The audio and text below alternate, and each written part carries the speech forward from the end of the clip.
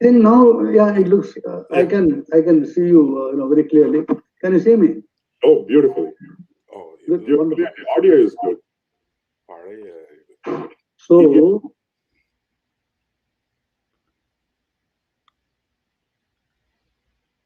are we live? I think yes, we are live. Yeah, we are live. We can go. Let's go, sir. Not a problem. Let's just make a big thing here. Okay. எல்லாருக்கும் வணக்கம். Thanks for joining us today. ரொம்ப இம்பார்ட்டண்டான ஒரு election season இது. Though we see that major leaders, major personalities இல்லைனாலும் many people think this is an important election. So இந்த முக்கியமான தேர்தலில் எழுத்தாளர் பி.ஏ. கிருஷ்ணன் தொடர்ந்து எழுதி வரும் ஒரு பரப்புரையை குறித்து கொஞ்சம் சர்ச்சை இருந்தது. அண்ட் அதை ஒரு பிராடர் ஆங்கிள் பேசுவோம் அப்படின்னு தான் எங்க ரெண்டு பேரும் இன்னைக்கு அவரும் யூஎஸ்ல இருக்கிறதுனால இது ஒரு சாத்தியமாச்சு. சரி, ஒரு நண்பர்களாக உரையாடுவோம் அப்படின்னு தான் ஆரம்பிச்சது. இது எந்த அளவுக்கு நிறைய பேர் வந்து இதை கேளுங்க, எங்க ரெண்டு பேரையும் வந்து இந்த ஒரு விஷயத்துல நாங்க ரெண்டு பேரும் வேற வேற இடத்துல இருக்கிறோம். பட் பல நேரத்துல ஒரே சைட்ல இருந்திருக்கிறோம். இந்த பர்டிகுலர் இஷ்யூல நாங்க வேற வேற இடத்துல. But just to say how we both tend to think on some topics. இந்த இது ஆரம்பிக்கிறதுக்கு முன்னாடி கூட சார் சொல்லிட்டு இருந்தப்ப அவருக்கு அபிமன்யு ஞாபகம் வந்துச்சுன்னாரு. ஸ்ட்ரேஞ்ச்லி நான் காலையில காஃபி வாங்க போகும்போது எனக்கும் சரி இதை எப்படி ஆரம்பிக்கிறதுன்னு யோசிச்சப்ப துரோணாச்சாரியார் இன்னைக்கு என்ன பத்ம வியூகம் வச்சிருக்காருன்னு தெரியல, அபிமன்யு ஆட்டம் உள்ள நுழையிறேன் அப்படின்னு சொல்லணும்னு நான் நினைச்சேன்.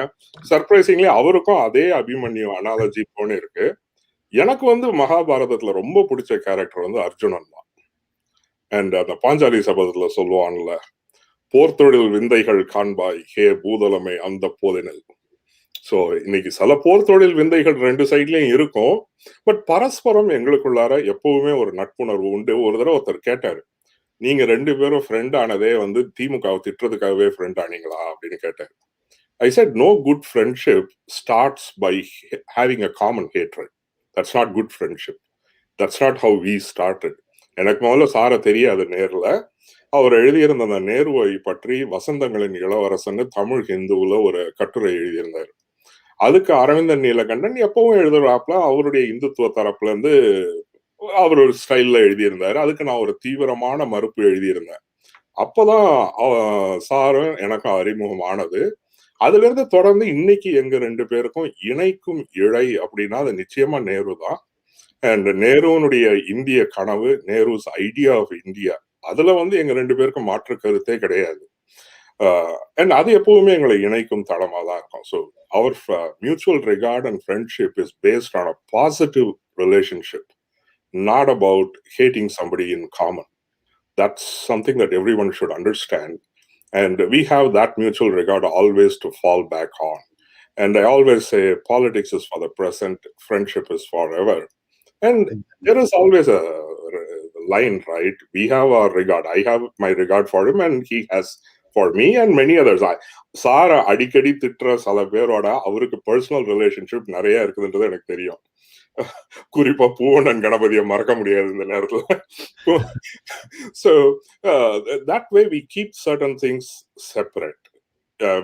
With that backdrop, right? என்ன பிஏ கேட்ட ஆரம்பிக்கக்கூடிய கேள்வினா, ஜெயமோகன் ஒரு ஐ திங்க் உங்களுக்கும் ஜெயமோகனுக்கும் நடந்த ஒரு கடித இமெயில் எக்ஸ்சேஞ்ச்ல அவர் வந்து உங்ககிட்ட கேட்டதா சொன்னாரு. அவர் என்ன எழுதியிருந்தாருன்னா, நேருவின் காலம் எப்படி இருந்துச்சு சார் அப்படின்னு கேட்டப்ப நீங்க வந்து அது ஒரு மயனின் காலம், நாங்க எல்லாருமே விஸ்வகர்மாக்களாக நினைத்து கொண்டோம் என்று ஒரு சிரிப்புடன் சொன்னார் PAK. The age was inspirational. The age was inspirational. And Nehru, as everyone knows, he said modern India's temples அப்படின்னு சொல்லி our public sector units, dams, these are modern India's temples அப்படின்னாரு.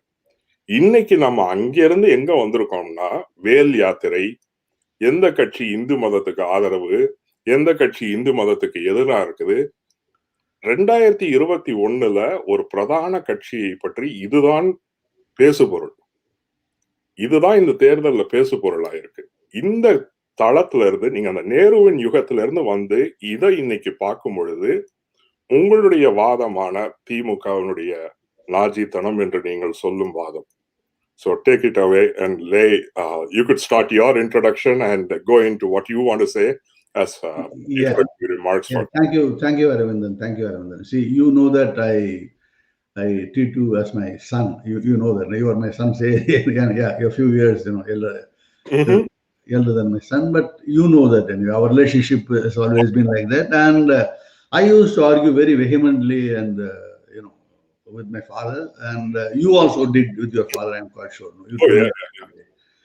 So this discussion, anyway, we leave our personal relationships aside.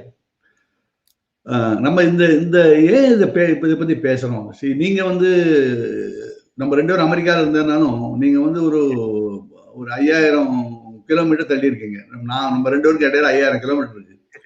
When you think of it, Kashmir to Kanyakumari விட இன்னொரு 2000 kilometre அதிகம் இருக்கும்னு நினைக்கிறேன். அது and we are talking about an election that takes place about 15,000 kilometers, around 14,000 kilometers away from both of us. In fact, முன்னாடி நடக்கிற election எதனால அது அப்படின்னா, நம்ம 2 பேருக்குமே தமிழ்நாட்டின் மீதும் தமிழ் கலாச்சாரத்தின் மீதும் தமிழ் மக்கள் மீதும் தமிழ்நாடு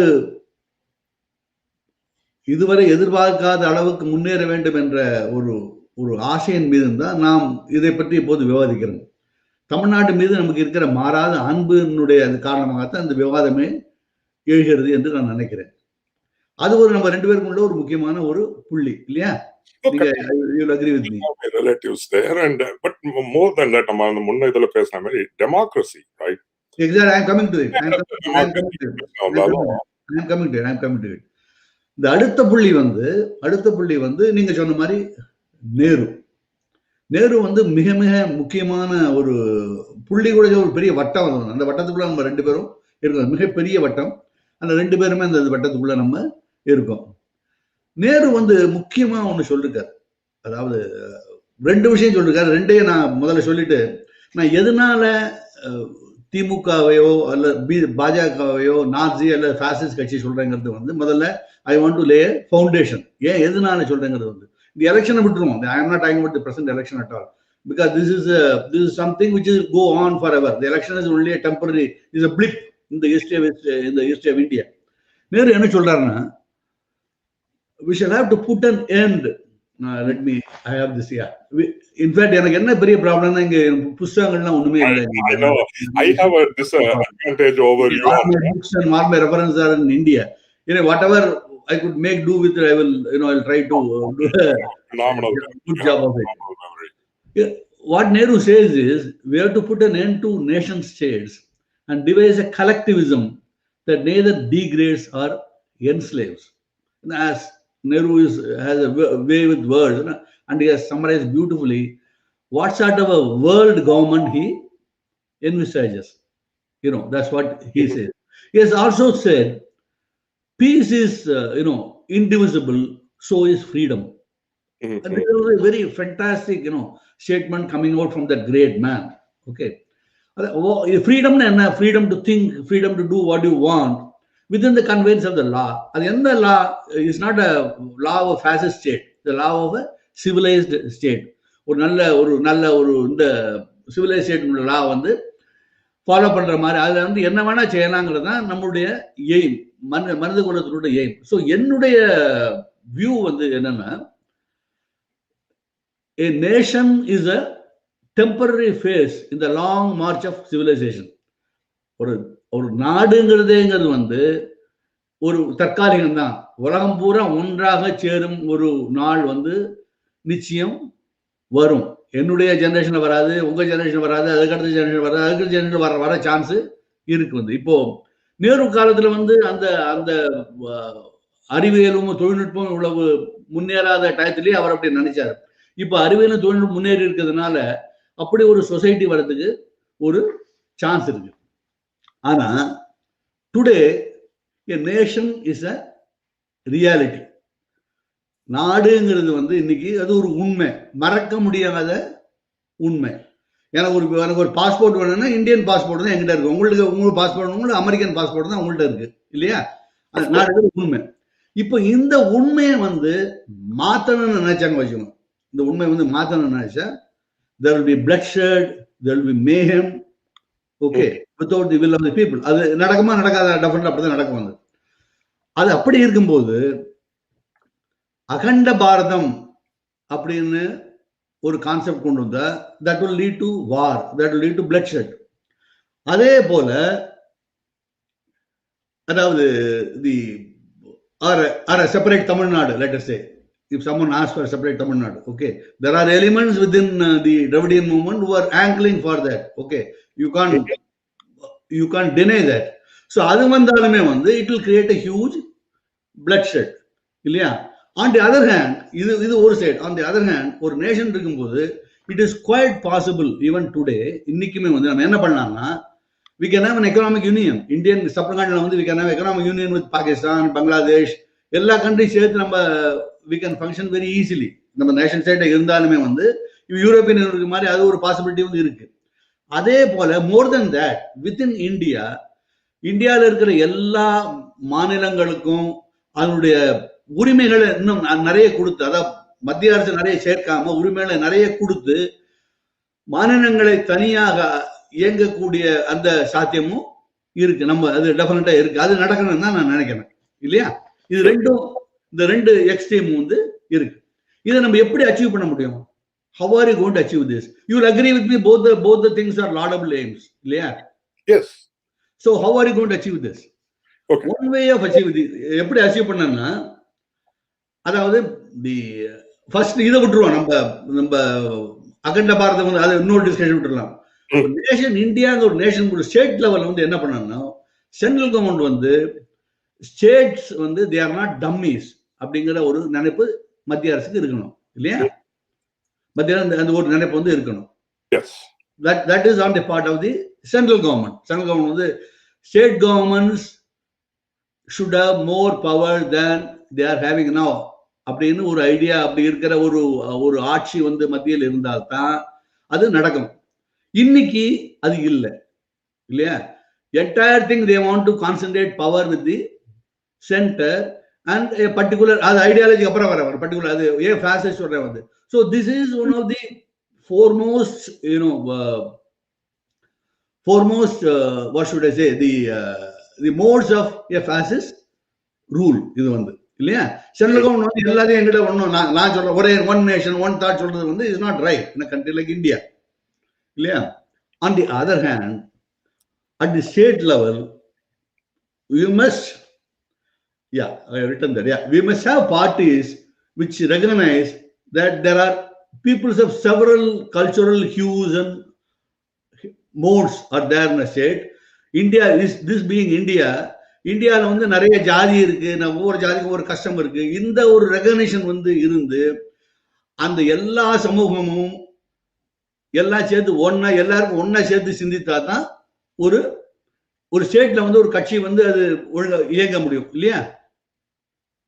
சோ இப்போ நான் எந்த party is a fascist party when it tries to crush the aspirations of the people who choose to think differently or practice a different religion.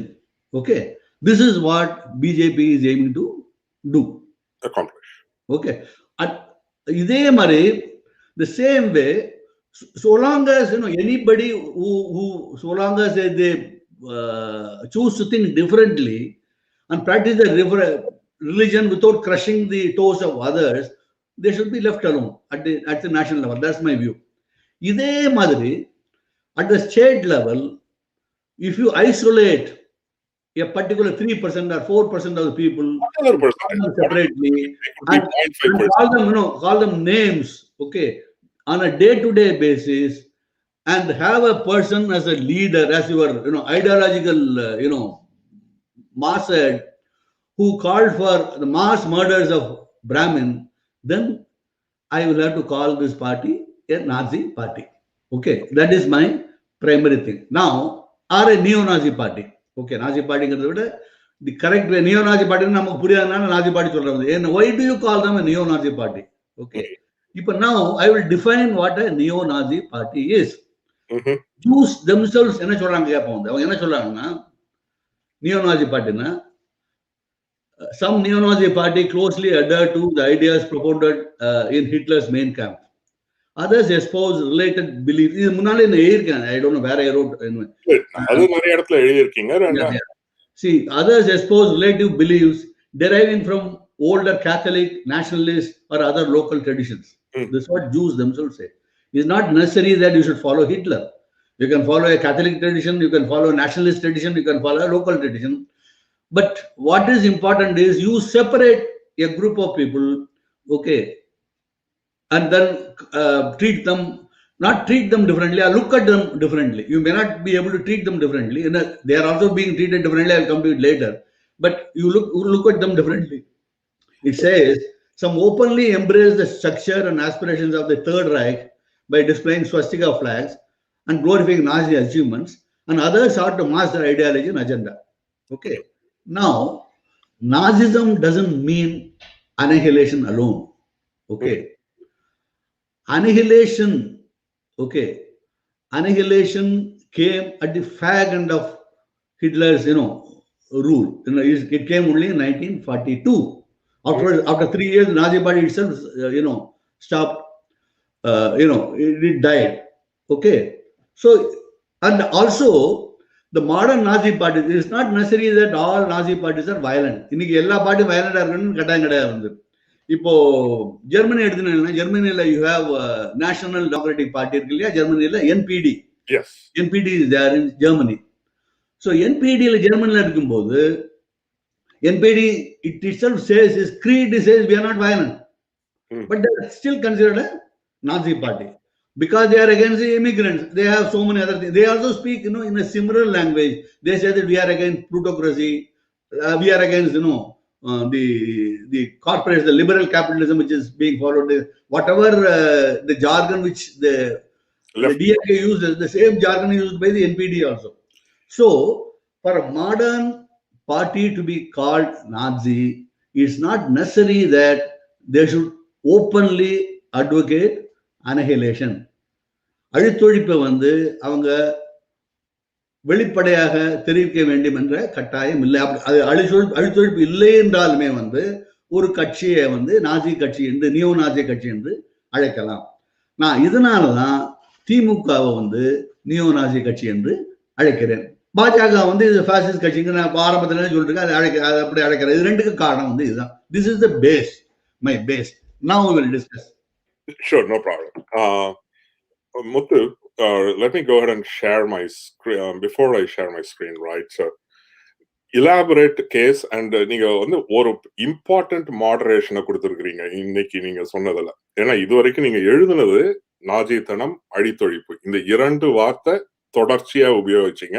இன்னைக்கு வந்து ஒரு இம்பார்ட்டன்ட் குவாலிஃபிகேஷன் என்ன சொல்லியிருக்கீங்கன்னா, அவங்களுடைய நியோ நாசி பார்ட்டின்றது வேறு, நியோ நாசி வேறு, ஸ்ட்ரைட் அவே ஹிட்லரை பின்பற்றுவதோ மெயின் காம்ப் இதையெல்லாம் அல்லாமல் த neo நாசி character அப்படின்னு சொல்லியிருக்கீங்க. நான் இதை பத்தி எழுதிருக்கேன், முன்னாடி படிச்சீங்கன்னா இதை பத்தி எழுதிருக்கேன். அது இடையில இந்த நாய்ஸ் வந்து read my writings, I have said this very very clearly. Annihilation is not, that's not the main thing. I have said number of times. Again I will come to it. I will come to that when we discuss. Sure. Yeah, go ahead, please. No problem. Let me go ahead and share my screen first. Screen 1.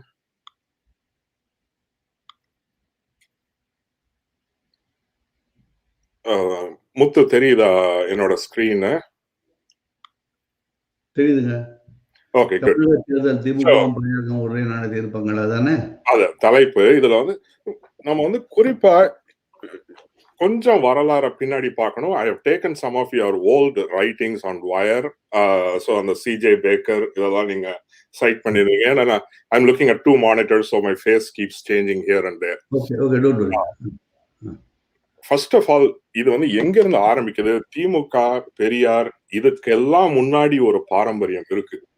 நம்ம வந்து இந்த பிராமண துவேஷம்ன்றது இருக்கான்னா இருக்கு, அதெல்லாம் மறுக்கவே முடியாது. பிராமண ஆனா அதே சமயம் துவேஷம்ன்றது பிராமணர்களை மட்டும் நோக்கிய ஒரு விஷயம் இல்லை நம்ம சமூகத்துல. நம்ம சமூகத்துல வந்து துவேஷம்ன்றது பல குழுக்களை நோக்கி இருக்குது. ஒரு விஷயம் தமிழ்நாடு குறிப்பா நம்மளுக்கு ஏன்னா அங்க வளர்ந்ததுனால சொல்ல முடியும், நம்ம ரொம்ப எளிதா ஒரு ஜாதியை பத்தி இன்னொருத்தர் பேசுவாங்க, வீட்லயும் சரி வெளியிலயும் சரி. இது நம்ம ஊர்ல ஜாதிய எள்ளல், ஜாதிய கிண்டல், ஜாதிய காழ்ப்பு.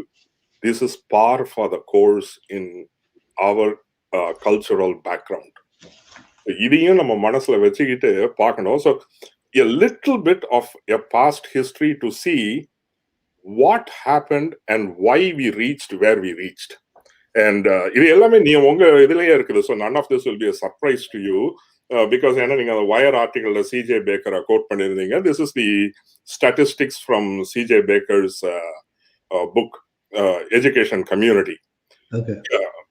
You must be familiar with this pretty much. ஏன்னா உங்க இது ஆர்டிகல்லையும் அந்த டேட்டா நிறைய இது இருக்கு. But I want to contextualize it broader for the people who are joining today. I want to contextualize some part of this, right? இந்த 3% குறிப்பா ஏன் இந்த 3% என்று பேசுவோம், இந்த சொல்லாடல் எங்க இருந்து வந்துச்சுன்னா அதுக்கு கிட்டத்தட்ட 150 வருஷம் ஹிஸ்டரி இருக்கு. இந்த 3% ஆக்சுவலா ரொம்ப வருஷம், ஒரு நூற்றாண்டா பேசிக்கொண்டு இருக்கிறார்கள். அதுக்கு காரணம் இந்த சார்ட் தான். இந்த சார்ட் சொல்லும் அந்த விஷயத்தை. இதுவே கூட இன்னும் முழு சித்திரம் கிடையாது. இது 1889ல ஆரம்பிக்குது. 1851ல இருந்து கம்யூனல் ஜீவோவை பத்தி பேச ஆரம்பிக்கிறாங்க. கடைசியா கம்யூனல் ஜீவோ வர்றது 1920. 70 வருட போராட்டம் கம்யூனல் ஜீவோவுக்கு இருக்கு. ஸோ இதுல தெரியறதே data tells you only so much என்று சொல்வார்கள். நீங்க பாத்தீங்கன்னா ஆர்ட்ஸ் காலேஜ் பாத்தீங்கன்னா 1889 76% பிராமணர்கள்.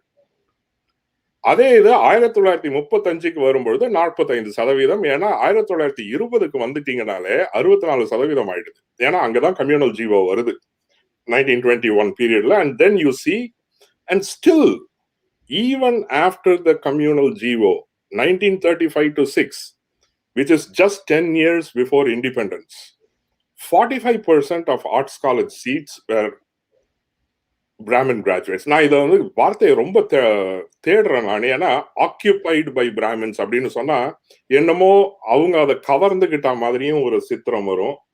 நிறைய சொற்கள் ரொம்ப எளிதா வெறுப்பின் அரசியலுக்கு போயிடுது. So I have to be careful with the words I choose also. I'm trying. I may fail. That's a different matter. Then if you look at the professional colleges, again the story repeats. Okay, it's essentially again 46%. Whereas if you look at the primary and secondary schools, the number is lopsided. பிராமண மாணவர்கள் ஆரம்ப பள்ளியில பாத்தீங்கன்னா 6% தான். இரண்டாம் நிலை பள்ளியில பாத்தீங்கன்னா 30% தான். சோ இந்த ஆரம்ப நிலை பள்ளி, இரண்டாம் நிலை பள்ளி, இதுல இருந்து காலேஜுக்கு போகும்போது ஒரு பெரிய வடிகட்டல் நடக்கிறது. அது கம்ப்ளீட்டா ஈக்குவேஷனை மாத்துது. ஏன்னா ஆரம்ப பள்ளியில 6% இருக்கின்ற பிராமணர்கள் கல்லூரிக்குன்னு வரும்போது 46% ஆகிட்டாங்க. This is at the crux of it. But let me finish this a few minutes. So give me time for 10 minutes. Yeah, you will give me time for answer anyway. Obviously. I'm sure your mind is spinning. Yeah. Just look at the representation in Madras presidency for the communities in 1944, just 3 years before independence. 15 லட்சம் பிராமணர்கள், 3%. Number of post 820, சதவீதம் 37% பிராமணர்கள். அப்படின்னா ஒரு அரசாங்க அலுவலகத்துக்கு போகின்ற ஒருவன் அநேகமா யாரை சந்திப்பான்? நிச்சயமா பிராமணர்களை சந்திக்கிறான். அண்ட் இன்னொரு ஒரு சார்ட் இருக்கு, நிறைய சார்ட்ஸ் இருக்குது இந்த பழைய ஹிஸ்டரியில. சிஜே பேக்கர், ஃபுல்லர், இர்ஸ்டிக், இவங்க புக்ஸ்ல எல்லாம் நிறைய சார்ட்ஸ் இருக்குது. And data is there a lot. And குறிப்பா இப்ப 3%, 37%ல பெருமளவு அவங்க எல்லாம் சூப்பர்வைசரி பொசிஷன்ல இருக்கிறாங்க. Of course the top levels were always Europeans mostly. They were not really Brahmins at that time. The hierarchy were mostly Brahmins, Europeans. And non-Brahmins பாத்தீங்கன்னா backward நான் Brahmins வந்து 2% தான். இது ஒரு ஆச்சரியமான விஷயம். இங்க வந்து அவங்க கிறிஸ்தவர்கள்னு சொல்றாங்க. அது அநேகமா பெருமளவு தலித்துகளாக கூட இருக்கலாம். ஏன்னா அன்னைக்கு அவங்கதான் மதம் மாறினது ஜாஸ்தி. இது வந்து ஒரு அட்மினிஸ்ட்ரேஷன்ல 37% 1944. ஓகே, இந்த சூழல்ல தான் நம்ம வந்து ஜஸ்டிஸ் பார்ட்டி, தி.க., அங்கிருந்து வரக்கூடிய திமுக, இதையெல்லாம் இந்த பின்னணியில் நாம் பார்க்க ஆரம்பிக்கணும். ஆனா அந்த பின்னணியில மட்டும் பார்ப்பதே ஒரு குறைதான். அதுக்கும் நான் அடுத்தது வரேன். Gazetted officers. This is the other chart, right? Now look at from 1930 to 1939. சதவீதம் மாறவே இல்லை. 1930ல 39% பிராமணர்கள், 1939ல 37% gazetted officers வந்து Brahmins. These are gazetted officers, and அந்த காலத்துல gazetted officerனா powers are phenomenal. இது எந்த அளவுக்கு இன்னமும் நடைமுறையில இருக்குன்னா, இப்ப எனக்கு எங்க அப்பாவுக்கு எல்லாம் ஒரே பேட்ச்ல தான் பாஸ்போர்ட் நாங்க அப்ளை பண்ணோம். எங்களுக்கு எல்லாம் போலீஸ் வெரிஃபிகேஷன் இருந்துச்சு. எங்க வீட்டுக்கு வந்தாங்க. நானு, என் தம்பி, அம்மாவுக்கு தான் போலீஸ் வெரிஃபிகேஷன் உண்டு. அப்பாவுக்கு கிடையாது. ஏன்னா அப்பா gazetted officer. He was a doctor. He was a government servant's doctor. So he was a gazetted officer. So these things carried prestige and some nominal power. Great power, hegemonical power may not be, but they carried some prestige and some economics comes with it. And you look at in non-gazetted officers earning more than 100 rupees. I think that's 100 rupees per annum. Probably if I look at the footnotes, I can get that. Again, the percentage is pretty persistent. Over 10 years from 1930 to 1939, essentially 45%. Essentially 45%. This is the backdrop to the social strata. Okay. Should I ஒரு நிமிஷம். ஆனா இதுல வந்து குறிப்பா இப்ப வந்து சமீபத்துல மறைமலை அடிகள் பற்றி புக் எழுதின ரவி வைத்தீஸ் அவர் ஒரு முக்கியமான பாயிண்ட் வைக்கிறார். அவர் என்ன சொல்றாரு, இர்ஸ்டிக், சி.ஜே. பேக்கர், இவங்க எல்லாமே இந்த பிராமணர் அல்லாதவர்களுடைய போட்டியை வெறும் காலேஜ் சீட்டு, அரசு வேலை, இந்த போட்டியாகவே சித்தரிச்சிட்டாங்க. இதை தாண்டி சமூக அளவுல ஒரு பெரிய நிகழ்வு நடந்துச்சு. அதுதான் மறைமலை அடிகள், சைவ சித்தாந்த சபை, இவர்களுக்கும் பிராமண கருத்தியலுக்கும் நடந்த மோதல் அப்படின்னு. I will stop here for some rebuttal. I'll stop my screen sharing, Muthu. Go ahead, sir. Yeah, can I go ahead? Yeah. அதாவது இதுல 2-3 விஷயம் சொல்லணும். வந்து பிராமணர்கள் அந்த காலகட்டத்துல தமிழ்நாட்டை அரசாண்டது வந்து பிராமணர்கள் அல்ல. தமிழ்நாட்டை அரசாண்டது வந்து ஆங்கிலேயர்கள். கல்லூரி படிப்பு என்பது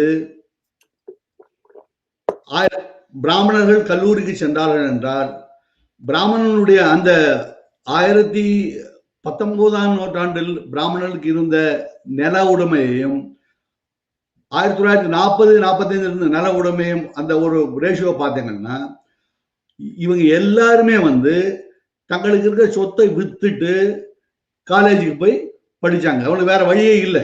they absolutely they no other option. நிறைய பேர், சில பேர் ஸ்காலர்ஷிப்ல படிச்சாங்க, எல்லாரும் ஸ்காலர்ஷிப் இருந்தது. எனவே இது வந்து பிராமணருக்கு வந்து கொடுத்த கொடையெல்லாம் ஒண்ணும் கிடையாது. வந்து அந்த ஆப்பர்ச்சுனிட்டி இருந்தது, அதை அவங்க பிராமணன்ஸ் வந்து அவைல் பண்ணிட்டாங்க. அது number 1. To this particular, let me finish. Let you finish it. I'll let you finish the argument. இந்த பிராமணர்கள் நிலத்தை விற்றார்கள், படித்தார்கள், கொள்ளையடிக்கல. Okay, this is the argument. Okay, but I'll let you finish the argument. Okay, அது ஒண்ணாச்சா. ரெண்டாவது, again, for all other communities, if you read Baker's book, he says in 1930 the college seats which are available for other communities, they went begging. Okay, their seats are available, but people are not interested. அப்புறம் இன்னொன்னு, மொத்தமே தமிழ்நாடு பூரா மொத்தமே இருக்கிற அரசு வேலை வந்து இன்னைக்கு இருக்கிற மாதிரி கிடையாது. அன்னைக்கு மொத்தமே 3000 வேலை தான். தமிழ்நாடு ஒரு பாப்புலேஷன் கம்பேர் பண்ணும்போது அரசு வேலைங்கிறது 3000 சம்திங் தான் மொத்த வேலையே வந்து. அதாவது அது சீனியர் லெவல் வந்து 300. எனக்கு ஞாபகம் அந்த statistic, I don't have the statistics now. You must be having the statistic now. The government employment was not that big at that time. அதே சமயத்துல சமூகத்துல வந்து நிலச்சுவார்ந்தார்கள் நிறைய பேர் இருந்தாங்க, மணி லெண்டர்ஸ் இருந்தாங்க, வணிகர்கள் இருந்தாங்க, இண்டஸ்ட்ரியலிஸ்ட் இருந்தாங்க. இது எல்லாரும் எல்லா கம்யூனிட்டியும் இருந்தாங்க. வந்து என்னுடைய கேள்வி என்னன்னா, படிப்பு மாத்திரம் இல்லைங்க, எல்லா சமூகத்தினுடைய பொருளாதாரத்தினுடைய முன்னிலையில் இருக்கிற எல்லா சமூகத்தையும் கேள்வி கேட்க வேண்டிய ஒரு கட்டாயத்தில் அன்றைய சமுதாயம் இருந்தது. ஆனால் திராவிட இயக்கம் வந்து ஒரே ஒரு ஜாதியை மாத்திரம் பிழித்து கொண்டு அவங்க கேள்விக்க கூட நான் சொல்ல வந்து எல்லாத்துக்கும் காரணம் இவங்க தான், it's because of them that we are like this அப்படி சொல்றதுதான் அது வந்து வெறுப்பினுடைய அடிப்படையில் எழுந்தது. இந்த வெறுப்புங்கிறது வந்து அப்சல்யூட்லி 100% நாசி கட்சியினுடைய வெறுப்பு மாதிரி தான் என்றுதான் நான் சொல்லுகிறேன். இது நம்பர் 1. நம்பர் 2, நீங்க இன்னொன்னு சொன்னீங்க, அதாவது இந்த you said something else. the கருத்தியல் இருக்கு இல்லையா, ரெண்டு பேருக்கும் சைவ சித்தாந்தத்துக்கு, அதுக்கு அப்புறம் வரலாம். வந்து எனக்கு I don't have the books now, so I can't argue on that anyway. So I have a little bit of an advantage over you on that, but yeah. Go ahead. So anyway, so the something anyway, you proceed, Aravindan. So again, இது வந்து பிராமண சமூகத்தை திராவிட இயக்கம் அப்படின்னு ஒண்ணு வந்து பெரியாரோ, அதுக்கப்புறம் வந்து அண்ணாதுரை, கருணாநிதி, இவர்களுக்கெல்லாம் முன்னாடி, ஜஸ்டிஸ் பார்ட்டிக்கு முன்னாடி, the British administration was afraid of the Brahmins. Exactly. So why didn't they correct it? The British administration done that. Why didn't they correct it? That is not possible. Okay. Why didn't they correct it? They were aware of it anyway. Yes, okay. They were absolutely aware of it. In fact, 18, if you read their remarks, is absolutely horrendous. They say that if you let me tell you, let me plead for you. In Andhra Pradesh, they say that this bloody idiot, he appoints only his cousins and his, his relatives, everywhere. Yeah, so service selection board வர ஆரம்பிச்சது. இன்னொன்னு, let me, okay, to your point, right? Yeah. The British administration, the colonial administration, என்னைக்குமே எந்த அரசும் ஒரு குழுவிடம், particularly when it is such a minority group, if it controls everything, any government is going to be, any ruling dispensation, let's put it that way, எந்த ஆட்சி அமைப்பும் ஒரு சின்ன குழுவிடம் இவ்வளவு அதிகாரம் குவியும் பொழுது அத ஒரு கவலையோட தான் பார்ப்பாங்க. இது பிரிட்டிஷ் அரசாங்கம் இல்ல, இன்னைக்கு ஒண்ணும் இல்ல. நீங்க வந்து I absolutely no quarrel with that. Yes, they should do it. அன்னைக்காவது 3 they should do it. They should also remove it. இன்னைக்கு 20 absolutely no quarrel with that. They should also remove it. Which they have done. In fact, which they have done. See, the first community முன்னாலே வந்து they have been asked. I absolutely nothing against the communal GO. Communal GO was இல்ல, ஆனா at that time. இந்த community தான் இதுக்கெல்லாம் காரணம்னு திராவிட இயக்கம் சொல்லுச்சு அப்படின்றீங்க. But by the way, I'm sorry, I do have Irshik's book with me. Okay. And because I had made some points, and இது எல்லாமே உங்களுக்கும் தெரிஞ்சிருக்கும். Okay, speaking at a certain function which included Brahmins and non-Brahmins, and particularly இதனால இந்துத்துவர்கள் இன்னைக்கு கால்டுவெல்ல ரொம்ப திட்டுவாங்க. Caldwell வந்து இன்னைக்கு வந்து முதன்மை எதிரி இந்துத்துவர்களுக்கு. திராவிட இயக்கத்துக்கு கால்டுவெல் வந்து ஒரு நீங்க அதை மறக்க கூடாது. நம்ம Caldwell, the role of Christian missionaries, the colonial administration, they all colludedனே கூட சொல்லலாம். நம்ம இதுல வந்து இதை சொல்றதுல ஒன்றும் தப்பு கிடையாது. இவர்கள் எல்லோருக்குமே ஏதோ ஒரு காரணத்தில் பிராமணர்கள் மீது ஒரு, and ரெண்டாவது the facts also spoke to that. This is what Elphinstone, who was the governor, speaks. Yeah, I know the speech, famous speech. I know the speech. I know the speech. தெரியாதுல்ல. Elphinstone சொன்ன the very famous speech இது வந்து. They say that. In fact, he says, you remember the tradition. சமஸ்கிருத எதிர்ப்புன்றது பெரியார்லயோ அண்ணாதுரையிலயோ ஆரம்பிக்கல. No, I am not. See, the thing is, just because it originated in Brahmin, I am not saying that Elphinstone is right. Elphinstone is saying he's also fascist. He's an imperialist thug. He was an imperialist thug, and I call them fascists. I call these guys not. Let me just read out. There's no difference. Let me just read out. Okay, see, the thing is, Aravindan, one point திரும்ப சொன்ன வந்து, I am absolutely, I am not denying anything. What you say is right. Okay, but you should also consider the fact that right from diarchy and the inniki varayum, till 1967, when the DMK came to rule, Brahmin was the chief minister of the 1937 and 39 and 52 and 54. Give me 5 minutes. Okay, I take both your points. Let me just. Okay, so 50 years they were not the ruling class. They were not having any this thing there. That okay. At the same time, that point has been repeatedly made. Let me. Yeah. Okay. Please. Then I'll reply to you. This is the Elphinstone quote. This is what he is speaking to an audience, and this is in 1886. Yeah. Justice கட்சி எல்லாம் அப்போ ஆரம்ப காலம் கூட இல்லை. ஏன்னா நான் Brahmin manifesto 1916 தான் வருது. இந்த ஸ்பீச்ல இருந்து 30 வருஷம் கழிச்சுதான் நான் பிராமின் மேனிஃபெஸ்டோவே வருது. ஓகே, இது this predates everything. Okay, and this is what he says: the constant putting forward of Sanskrit literature as if it were preeminently Indian should stir the national pride of some of you Tamil, Telugu, Canaries. You have less to do with Sanskrit than we English have. This is what he is saying, Elphinstone says. And then finally he also says, it is these Sanskrit speakers, not Europeans, who lumped up the southern races as Rakshasas. Okay? Demons. It was they who deliberately grounded all social distinctions on varna and color. இது அவரு பேசுறாரு. இன்னும் நீங்க திராவிட இயக்கமும் எங்க இந்த கருத்தியல் மோதல் உண்மையில வருதுன்னா, அடுத்தது நல்லசாமி பிள்ளைன்ற தமிழ் வெள்ளாளரை பத்தி எழுதுறான் இர்ஷ்டிக். அவரு ராமாயணம் கீமாயணம் இதை எடுத்தீங்கன்னு வச்சுக்கோங்க. இந்த ராமாயணம் கீமாயணம்லாம் எம்.ஆர். ராதா பெரியார்லாம் இன்வென்ட் பண்ணல. அவர்களுக்கெல்லாம் 100 வருஷம் முன்னாடி இன்னொருத்தர் பண்ணிட்டு போயிட்டாங்க. The appropriation of Ramayana. Okay, Raman நல்லவனா ராவணன் நல்லவனா, இந்த விவாதம் கிட்டத்தட்ட ஜஸ்டிஸ் பார்ட்டிக்கு 50 வருஷம் முன்னாடியே நடக்க ஆரம்பிக்குது. இது உங்களுக்கு தெரியாதது இல்லை. You know all this, right? ஒரு பெரிய நீண்ட மரபு திராவிட மரபுக்கும் ஆரிய மரபு என்று பார்க்கப்பட்ட பிராமணிய மரபுக்கும் ஒரு கருத்தியல் மோதல் ஜஸ்டிஸ் பார்ட்டிக்கு 50 வருஷம் முன்னாடியே ஆரம்பிக்குது.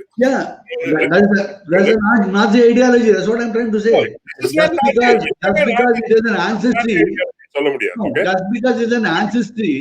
It doesn't become a non-Nazi ideology. See, the thing is, please, Aravindan, now I'll come to the thing. The thing is, I want to finish that point. Okay, let me. ஒரு கருத்தியல் அப்படின்றது, there is cultural clash. Exactly. I entirely agree with you.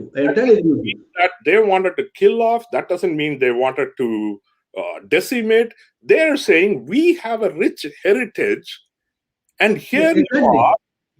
இன்னைக்கு வரைக்கும் நான் என்ன book காமிக்கிறேன். The thing is that rich heritage. Let me finish. That rich heritage has been was being nurtured by many Brahmins themselves. Yes, but when it came to writing about it, right? Nilakanta Sastri ஆகட்டும், A.L. Basham ஆகட்டும், this is the specific line they write. The Dravidian literature was enriched by the magical wand of Sanskrit. No, it is that. There is their way of looking at things. The thing is, Aravindan, please. The thing is, if you support Elphinstone, there's one group of people who support A.L. Basham. There's absolutely no. That's why ideology, clash. That's why ideology clash. Now I will come to your point. Please. 1 minute. You give me 1 minute time. Yes, I have written very, very clearly that the Brahmin, the antagonism against Brahmins is hardly 150 years old. I have written that. If you read my thing, 150 or 200 years old. The antagonism against the Jews that date back about 1800 years old. Okay, against the Jews. Okay. So, just because antagonism exists. The Brahmins are not. It doesn't become right. Of course, there are justification for the antagonism. No. So it doesn't. So for Nazi guys to speak against Jew, it doesn't become right. No? சமூகத்தினுடைய உச்சத்துல இருந்த மக்களையும் எப்படி நீங்க ஒண்ணாக்குறீங்க? Yeah, why not? How can you? Why not? See, it is for me to say. No, if you ask a Jew, you are nobody to comment. It is for me to say. Brahmin, you cannot say. It is for me to say. And I will say that. No. No, I will say that. Yes. I will. Not only me. The Dravidian, the patron saints of the Dravidian movement, both Periyar and Anna, they have said this. Okay, it is their way of looking at things. இப்பதான் AL பாஷன் சொன்னா அதை எடுத்துக்கணுமா நீங்க? வேண்டாம், இல்ல. No. See, the thing is, no. AL passion is not is neutral. Is nothing to do with politics. Here we are talking of Periyar and Anna Durai, who are the patron saints of the Dravidian movement. They themselves say that. I am not saying this. A little later. I'll come to this. அப்ப அவங்க வேண்டாங்கறீங்களா? அப்ப அண்ணா துரை Periyar they are not ideological heads of the Dravidian movement. Just let me finish the point. Okay. First of all, இந்த பிராமணர்கள் யூதர்களான்றது அது அடுத்த டாபிக்காவே வச்சுக்குவோம் நம்ம. Right in this, right? I am not saying that Brahmins are Jews. I am not saying that at all. I am not saying that Brahmins and Jews are. I am not saying that at all. Again, please don't, things which I have not said. I am not saying that at all. I am only saying there is a tradition of antagonism against a group of persons. Okay. Yes. And that, of course, here it is, of course, it is not. I have also said very, in a number of forums, the anti-Brahmin movement doesn't start from the Dravidian, is there before that. I have absolutely no quarrel with that thing. But it doesn't become right to pillory a community. There are several reasons for this. You cannot take the entire community and say that just because your forefathers, they were at the helm of affairs, you should suffer, and it is your responsibility. Okay, this is exactly what the BJP speaks about. Allow me to speak a little bit. Muslims. Allow me to speak a little bit here. Okay, just allow me a little bit here. So, please. First of all, what I wanted to establish is பிராமண வெறுப்பு என்பதோ பிராமண எதிர்ப்பு என்பதோ எதிர்ப்பா எப்படி வேணா வச்சுக்கோங்க. ஆனா ஒரு கம்யூனிட்டியினுடைய ஆதிக்கமோ அவர்களுடைய கருத்தியலும் எதிர்க்கப்பட்டதற்கு பெரியாருக்கெல்லாம் 100 வருஷம் முன்னாடியே ஆரம்பிச்சு. இது எதையும் Periyar absolutely no quarrel with that thing. No, and I am also saying this thing. I am also saying the same thing. Okay. I am absolutely one with you. The basic difference is this became a political issue here. Yes. It came into politics here, and it was taken up during the freedom movement, and before that it was taken up. And after the freedom movement, this man, he very clearly said in number of speeches that we want to annihilate Brahmins. பிராமணர்களை ஒழிக்கணும் அல்லது விரட்டணும்னு இவர் சொன்னார். அது எப்படி, அது உண்மையா பொய்யா அவர் கோபத்துல சொன்னா? நானும் அவர் கோபத்துல சொன்னாதான் நினைக்கிறேன். ப்ளீஸ், பெரியார் சொன்னது ஓகேவா? அது ஓகே. இப்ப காந்திய சொல்றோம், நேருவை சொல்றோம். இப்ப காந்திய காங்கிரஸ் மேடையில படம் வச்சுக்கிறாங்க, பிஜேபி மேடையில தான் காந்தி படம் இருக்கு. இப்ப அதுக்காக காந்தி சொன்ன எல்லாத்தையும் எல்லாரும் ஏத்துக்கிட்டாங்கன்னு அர்த்தமா? இல்லைங்க, அப்படி இல்ல. இப்ப இவங்க சொல்றாங்களே, இவங்க சொல்லாம இருக்காங்களா? டிஎம்கே even now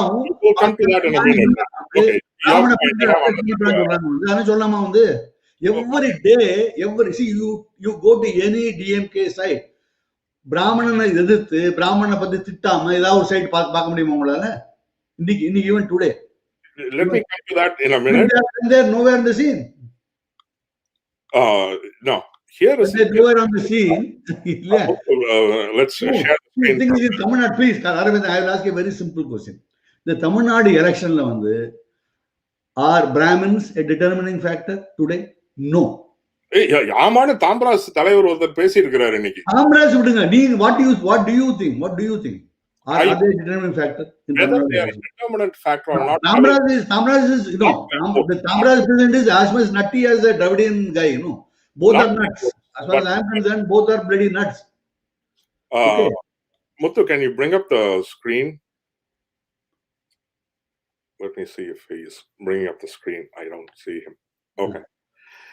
See, இதுல வந்து பாதி இது வந்து திராவிட there he is. Okay, this is an important chart, very interesting chart. இது வந்து Margaret Barnet book. Margaret Barnet goes further than CJ Baker. Okay, இது வந்து என்ன இன்ட்ரெஸ்டிங்னா, I saw that. Yeah, I know this chart. Yeah, fantastic. Barnet conducts opinion polls. திமுகவுடைய local level people என்ன நினைக்கிறாங்க, திமுகவுடைய general council என்ன நினைச்சது, காங்கிரஸ்ல இருந்த ஒப்பீனியன்ஸ் என்ன. சோ இந்த மூணையும் Barnet is presenting. And this is around 1917 நினைக்கிறேன் அந்த Barnet book. If I see the copyright, I'll know. Essentially, it's not too long after the 67 victory. Okay. நீங்க இதுல வந்து என்னன்னா, பாதி நேரம் இணையத்தில் திமுக சார்பில் பேசும் நம் நண்பர் பூவண்ணன் மாதிரி ஆட்கள் ஒரு குரூப் இருக்கிறாங்க. அவங்களுக்கு திமுகவை பத்தி ஒரு பிம்பம் இருக்கு. ஓகே, அதத்தான் அவங்க பேசுறாங்க. இது என்னன்னா, நானோ நீங்களோ பல சமயம் அந்த பிம்பத்துக்கு தான் எதிர்வினை செஞ்சுக்கிட்டு இல்லைங்க. எனக்கு வாட் ஓவர் சேஸ் அக்ரி. என்ன சொல்றாங்கன்னா, ஜாதி வந்து ஒண்ணுமே 2% தான் ஜாதி பிரச்சனைங்கிறாங்க. ஓகே, அவங்க வந்து ஒண்ணு ஹிந்தி, இன்னொன்னு வந்து விலைவாசி. இது ரெண்டு தான் மேஜர் திங் இல்லையா? எக்ஸாக்ட்லி. இங்க பாத்தீங்கன்னா DMK local level when it comes to the question of social customs, சமூக பண்பாடு, அதை எப்படி வேணா டிரான்ஸ்லேட் பண்ணிக்கோங்க, அத வந்து இருக்கிறபடியே வச்சுக்கணுமா அப்படின்னாக்கா 21% பேரு ஆமா அப்படின்னு இருக்கிறாங்க. 68% பேரு சோசியல் கஸ்டம்ஸ மாற்றணும்னு சொல்றாங்க. இப்ப இதுல காங்கிரஸ் நீங்க பாத்தீங்கன்னு வச்சுக்கோங்க, பின்னாடிதான் இருக்காங்க. அவங்க வந்து மாத்தணும்னு, பண்பாடை மாத்தணும்னு சொல்றது இல்ல காங்கிரஸ்ல. ஆனா அவங்களும் there is an appreciable percentage. 40% காங்கிரஸ்காரர்கள் நம்மளுடைய சோசியல் கஸ்டம்ஸை மாத்தணும்னு சொல்றாங்க. ஓகே, சோ திராவிட இயக்கத்தினுடைய வெற்றி அப்படின்றது இந்த புள்ளி, அல்லது இதை திராவிட இயக்கத்தின் வெற்றின்னு சொல்லலாம். காந்திய இயக்கமும் திராவிட இயக்கமும் அதோட religious customs பாருங்க. Yes, that is what I'm coming to next. When it comes to the religious customs, okay, even the local DMK person does not want to change. Yeah. He says 74% of the local DMK person in 67. எப்போ பிராமண எதிர்ப்பு, இந்து மத எதிர்ப்பு, பகுத்தறிவு இதெல்லாம் உச்சத்துல இருந்த தகிச்ச காலத்துல 75% local DMK people say don't change religious customs. 75%. Okay, and whereas இது வந்து should it be maintained?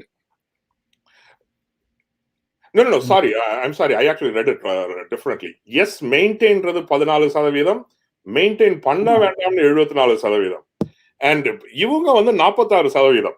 ஆனா டிஎம்கே ஜெனரல் கவுன்சிலுக்கும் லோக்கலுக்குமே வித்தியாசம் இருக்கு. I'm sorry actually, okay, but still, even though only 13% want to maintain it, in the DMK general council there is no one who wants to maintain it. So ஜாதி பாருங்க, முக்கியமா ஜாதி that's not here actually. This is not broken down by community. Yeah, caste, there's another strategy. The caste is there. If I remember, and now caste is there. Coming to your other thing, right?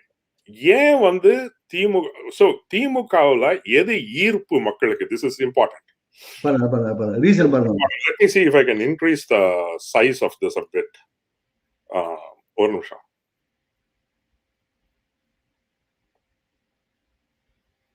You see that இது வந்து local லீடர்ஷிப்னுடைய reasons for supporting DMK. Top most is food problem. அடுத்ததா வந்து 27% வந்து மொழி சார்ந்தது, improvement of Tamil, Hindi position. I was talking about this, you know. And economic development அடுத்தது 12. Caste and untouchability பத்தி எத்தனை சதவீதம் பேசியிருக்காங்க? 1%. இது at the end of the day திமுகவை பற்றி திமுகவினருக்கு இருக்கும் பிம்பமும் அவங்களுக்கு இணையத்துல பேசுறதும் வேறு. And I'll tell you why this is important. And இது வந்து DMK General Council. DMK general கவுன்சில்ல கூட ஜாதிய எதிர்ப்பு அப்படின்றது 2% தான் இருக்குது. அவங்க நினைச்சுக்கிட்டு இருக்காங்க என்னமோ அவங்க ஜாதிய புரட்டி போடுறாப்புல. அவங்க அதெல்லாம் செய்யல. அவங்களும் செய்யல, அவங்கள யாரும் செய்யவும் விடல. அதுதான் அங்க உண்மை. Yeah, that's fine. That's fine. No, what are you trying to prove? No, how does this help the anti-Brahmin? You know, the Nazi anti-Brahmin Nazi element in the Dravidian nation. அப்படின்றப்ப இப்போ ஓவைசி வந்து அசாதுதீன் ஓவைசியை பத்தி நேத்து உங்களுக்கு திடீர்னு அசாதுதீன் ஓவைசியை புடிச்சு போச்சு. I only making fun of that. How can I say that? அவர் கட்சியில நின்றுதான் நீங்க என்ன எழுதிருப்பீங்கன்றது எல்லாருக்கும் தெரியும். Okay. I am only making fun of that. You know, I am not. Of course, who will support OIC and guys like that anyway? But OIC has a point. See, the thing is, let me be very, very clear. If Muslims organize into one guy is able to organize Indian Muslims into a single party, we should welcome that. You know, we should welcome that. They need a leader. You know, they need a leader who can speak for them. You know, the entire thing. You know, they should have. I have absolutely no problem with that thing anyway. Here is the important part. Okay, just the difference, right? நீங்க திரும்ப நாஜித்தனம் இதெல்லாம் சொல்லும் போது ஒரு சின்ன வித்தியாசத்தை பாருங்க. அசாதுதீன் ஓவைசி வந்து ஓத் ஆஃப் ஆஃபீஸ் எடுக்கிறார் பார்லிமெண்ட்ல. He is elected MP. Oath of office எடுக்கிறதுக்கு அந்த ஸ்பீக்கர் டெஸ்க்குக்கோ இதுக்கோ போறாரு அவரு. பார்லிமெண்டரி டேபிள்ல பிஜேபி சைடுல இருந்து ஜெய் ஸ்ரீராம் ஜெய் ஸ்ரீராம். இத்தனை சட்டசபையில ஜெயலலிதா பதவி ஏற்று இருக்கிறார். யாராவது அவருடைய ஜாதியை பத்தி பேசினாங்களா? தாக்கப்பட்ட சம்பவத்துக்கு நம்ம போக வேண்டாம். அது வந்து வேற ஒரு நிகழ்ச்சி. அதுல வந்து ஒரு கலவையான நிகழ்ச்சி. அது ஜெயலலிதா தாக்கப்பட்டது தவறு, அது நடந்திருக்கவே கூடாது. ஆனா அதுக்கு எந்த அளவுக்கு ஜெயலலிதா பொறுப்பு, கருணாநிதி பொறுப்பு, அது தனி. ஆனால் ஜெயலலிதா பதவி ஏற்கும் பொழுது எந்த திமுக எம்பியாவது அவருடைய ஜாதியை சொல்லி பேசியிருக்கிறாரா? வெளியில பேசி பாப்பாத்தி சொல்லுங்க. சட்டசபை வளாகத்துல சட்டசபைக்குள்ளார ஜெயலலிதாவின் ஜாதி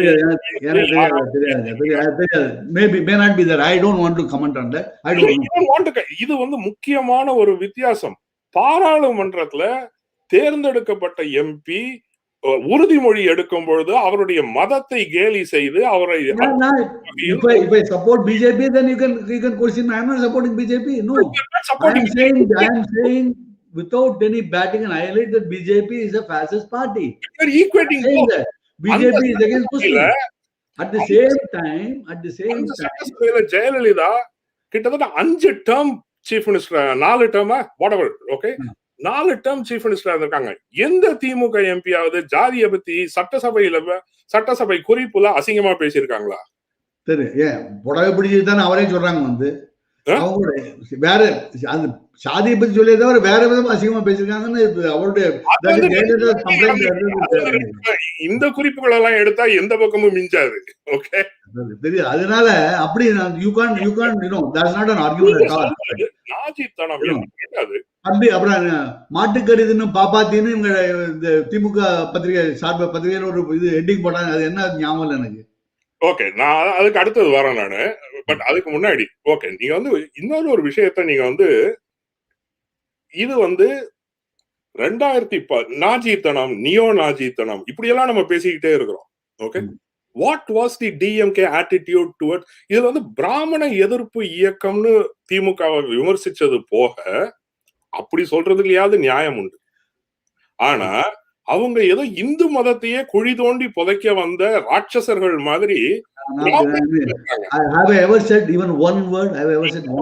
ஆனா நிறைய பிராமணர்கள் இன்னைக்கு இத வந்து சாமர்த்தியமா வேற மாதிரி திருப்பிட்டாங்க. இன்னைக்கு எப்படி சார் திமுக இந்து விரோத கட்சி என்ற சொல்லாடல் எப்படி வந்துச்சு? ஏன் வந்து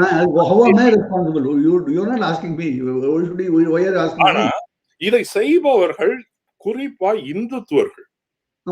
அதுல பிராமணர்களும் இருக்கிறாங்க, பிராமணர் அல்லாதவர்களும் இருக்கிறாங்க. ஆனா எனக்கு தெரிஞ்சு நிறைய பிராமணர்கள் இதை செய்ய ஆரம்பிச்சாங்க. இந்து விரோத கட்சி 2016 எலெக்ஷன் மேனிபெஸ்டோ இது. Okay, this is from Karunanidhi period. Okay, நான் 2021 கூட எடுக்கல நானு. ஏன்னா அது 150 பக்கம். அதுல நான் தேடி எடுக்கிறது விட விடிஞ்சிடும். இது வந்து 2016 எவ்வளவு தெளிவா பேசுறாங்க பாருங்க. Temples in Tamil Nadu which are symbols of Dravidian architecture, will be renovated in tune with its archaeological importance. அது மட்டும் அல்லாமல் அந்த கேபிள் கார் ஃபெசிலிட்டி, திருவாரூர் டெம்பிள்ல வந்து ரோடு வசதி, மதுரை மீனாட்சி அம்மன் ஸ்ரீரங்கம் கோயில், இதெல்லாம் திமுகவினுடைய தேர்தல் 2016 இன்னைக்கு ஸ்டாலின் வந்து நான் அர்ச்சகர்களுக்கு கொடுக்கறேன்னு இந்துத்துவ தரப்புல கேலி பண்ணி சிரிக்கிறாங்க, வந்தீங்களா எங்க வழிக்கு அப்படின்னு. திமுக என்னைக்குமே இந்துக்களுக்கானதை நிறையவே செய்திருக்கிறார்கள். செய்திருக்கிறார்கள். When did I say no? I have never said no to that. Yeah, but I have never said, not even once I have said. In fact, only once I have quoted this guy. Pandirajan has said, this is what he has said. I said. Whether you intend it or not, you have aligned yourself with a certain section of the people. No. That the DMK like now you are aligning yourself with the DMK. Like that I am aligning myself with the other guys. No. My this thing is very, very simple. I will support DMK to the hilt for all other steps or the ideology which they uphold. Okay, I will in fact I have again and again consistently written that DMK is the only party in India which has understood the relationship between the central and the state and where it should be. Consistent party, ஒரே party DMK matram. So DMK வந்து I will always support DMK provided they shed this Nazi appendage of isolating 3% of the people. Okay. My only objection in the DMK is that. Okay, if a party has this, then I will continue to call it a Nazi party, a neo-Nazi party. A neo-Nazi party, that's all. Thimuka neo Nazi party, Nazi party எப்படி வேணா நீங்க சொல்லுங்க. திமுகவுடைய தேர்தல் அறிக்கைகளை எடுத்து விட்டு அதுல எங்கேயாவது பிராமண அழித்தொழிப்பு, இந்த அக்ரஹாரத்தை காலி பண்ணு, அந்த கோயிலை காலி பண்ணு, பிராமணனுக்கு வேலை கொடுக்காத, இந்த மாதிரி எந்த திமுக தேர்தல் அறிக்கையிலாவது ஒரு வரியாவது இருக்கிறதா? இன்னும் what is the practical thing, please? Since you ask this question, I will give another counter question. தேர்தல் அறிக்கை practically, Aravindan, can I speak? Yes. Yeah, practically, since you are asked this question, I am waiting for this question. I will ask a counter question to you. Okay, DMK is standing in the election from 1957. Am I right? Okay, இன்னைக்கு வந்து 60 வருஷமா அவங்க election எடுக்கிறாங்க இல்லையா? 60 வருஷத்துல தமிழ்நாட்டுல பிராமண population 3% இல்லையா? இப்போ 234 இடம்னா அதுல if you because they believe in proportional representation. So 234 இடம்னா அட்லீஸ்ட் 7 பேராவது பிராமணனா இருக்கணும், வேணுமா வேண்டாமா இந்த அசம்பிளியில to be just. Minimum 7% should be there. இல்லையா? 3% தான் இவங்க வந்து. DMK 1957 இருந்து இப்போ இன்னைக்கு வரையும் எத்தனை பிராமண கேண்டிடேட் வந்து நிறுத்திருக்காங்க? எம்எல்ஏவோ சொல்லுங்க, எத்தனை பேர் நிறுத்திருக்காங்க அவங்க? சார், ஒரு தொகுதியில ஜெயிக்கணும்னா குறைஞ்சபட்சம் அங்க வந்து பெரும்பான்மை மக்களுக்கு இருக்கணும். ஓகே, நீங்க வந்து that is the case. If that is the case, அது 12 முதலியார் எப்படி வராங்க? எப்படி that is the case? Okay, now just hold that question. Absolutely, I'm going to answer that question. Yeah, just hold on to that. Okay, I am going to answer this particular part and it ties into another slide that I particularly have. இவ்வளவு எழுதிட்டீங்க 2021 எலெக்ஷனை பத்தி. This is BJP manifesto. What does it speak? இவங்க வந்து திமுகவுடைய தேர்தல் அறிக்கையில இலவச பாலாறு ஓடும், தேனாறு ஓடும், நான் 1000 ரூபாய் தரேன், 2000 ரூபாய் தரேன்றாங்க. அதிமுக அவங்க தேர்தல் அறிக்கை இருக்கு. அவங்க 2 தேர்தல் அறிக்கையிலும் இல்லாதது பாஜக அறிக்கையில இருக்கு. என்னது? ஃபர்ஸ்ட் நீங்க அதை இத்தனை நாள் நீங்க அதை வந்து படிக்க கூட இல்லைன்றதுதான் சோகம். ஏன்னா இது ஒரு முக்கியமான கட்சி. Okay, BJP is a major party, and you have not even chosen to react to their manifesto, which says, first of all, we will. They straight go to conversions. They straight go to conversions, and in the name of prohibiting forced conversions, appuram Gaushala. Sir, Gaushala-ன்ற வார்த்தை என்னைக்காவது தமிழ்நாடு மேனிஃபெஸ்டோல யாராவது உபயோகப்படுத்தி பார்த்திருக்கீங்களா? Yeah, but anyway, they are digging their own graves. Oh, here you bother. They are not digging the grave. You are helping them not to dig the grave. How I am helping them? I am totally against. I detest BJP. You know that anyway. You How can am I helping BJP? I am not helping. I am. See, the thing is, have I ever said, please, Aravindan, have I ever said you vote for BJP? I ever said you vote for ADMK? I am only saying, wherever you are, you vote for. Whenever Congress stands, you vote for Congress. I am also not telling other persons. I have written consistently that if I have vote in a particular constituency, I will vote for the following people. That's what I am saying. Okay. No, I am only giving my stand. I have not even canvassed against DMK. I am only saying it is my view. As far as an individual, I will vote only. I will not vote for DMK because I consider DMK a Nazi, neo-Nazi party. That is I fine. detest BJP because I consider DMK as a fascist party. Okay. If a Congress stands, I vote for Congress. Though I have absolutely lots of, controversies with Congress. And if Communist stand, I vote for Communist. VCK stand, I vote for VCK. If I don't like the candidate, I vote for Communist Party. I'll come to your sudden love for VCK a little later. Okay. Not a sudden love. I have always been, they have been my friends for so many years. வந்து pan பண்ணணும்னப்ப ஒரு 10 நாளைக்கு அவரை தாளிச்சு எடுத்தீங்க. யாரு திருமாவளவன் வந்து மனுநீதியை pan பண்ணணும் அப்படின்னு. What he says wrong. What he says wrong. Nothing should be banned. Saying he is wrong versus nothing should be versus saying நம்ம வந்து நாஜித்தனம் அப்படின்றது அது எப்படி மனுநீதி எப்படி பேன் பண்ண முடியும்? ஒண்ணுத்தையும் பேன் பண்ண முடியாது. Already is there book is there. How can you ban மனுநீதி? It's not possible. You can ban anything you want. That's okay. Okay. Yeah, if you ban everything, then that's okay. I am against banning. That's why I am saying I am against banning.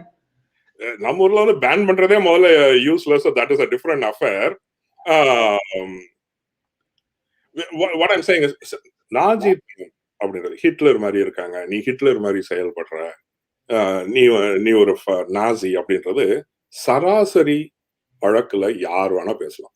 Sivaji Ganesan ஒரு படம் கூட நடிச்சிருக்காரு, Hitler உமாநாத்னு. Hitler மாதிரி ஒரு மீசையை வச்சுக்கிட்டு.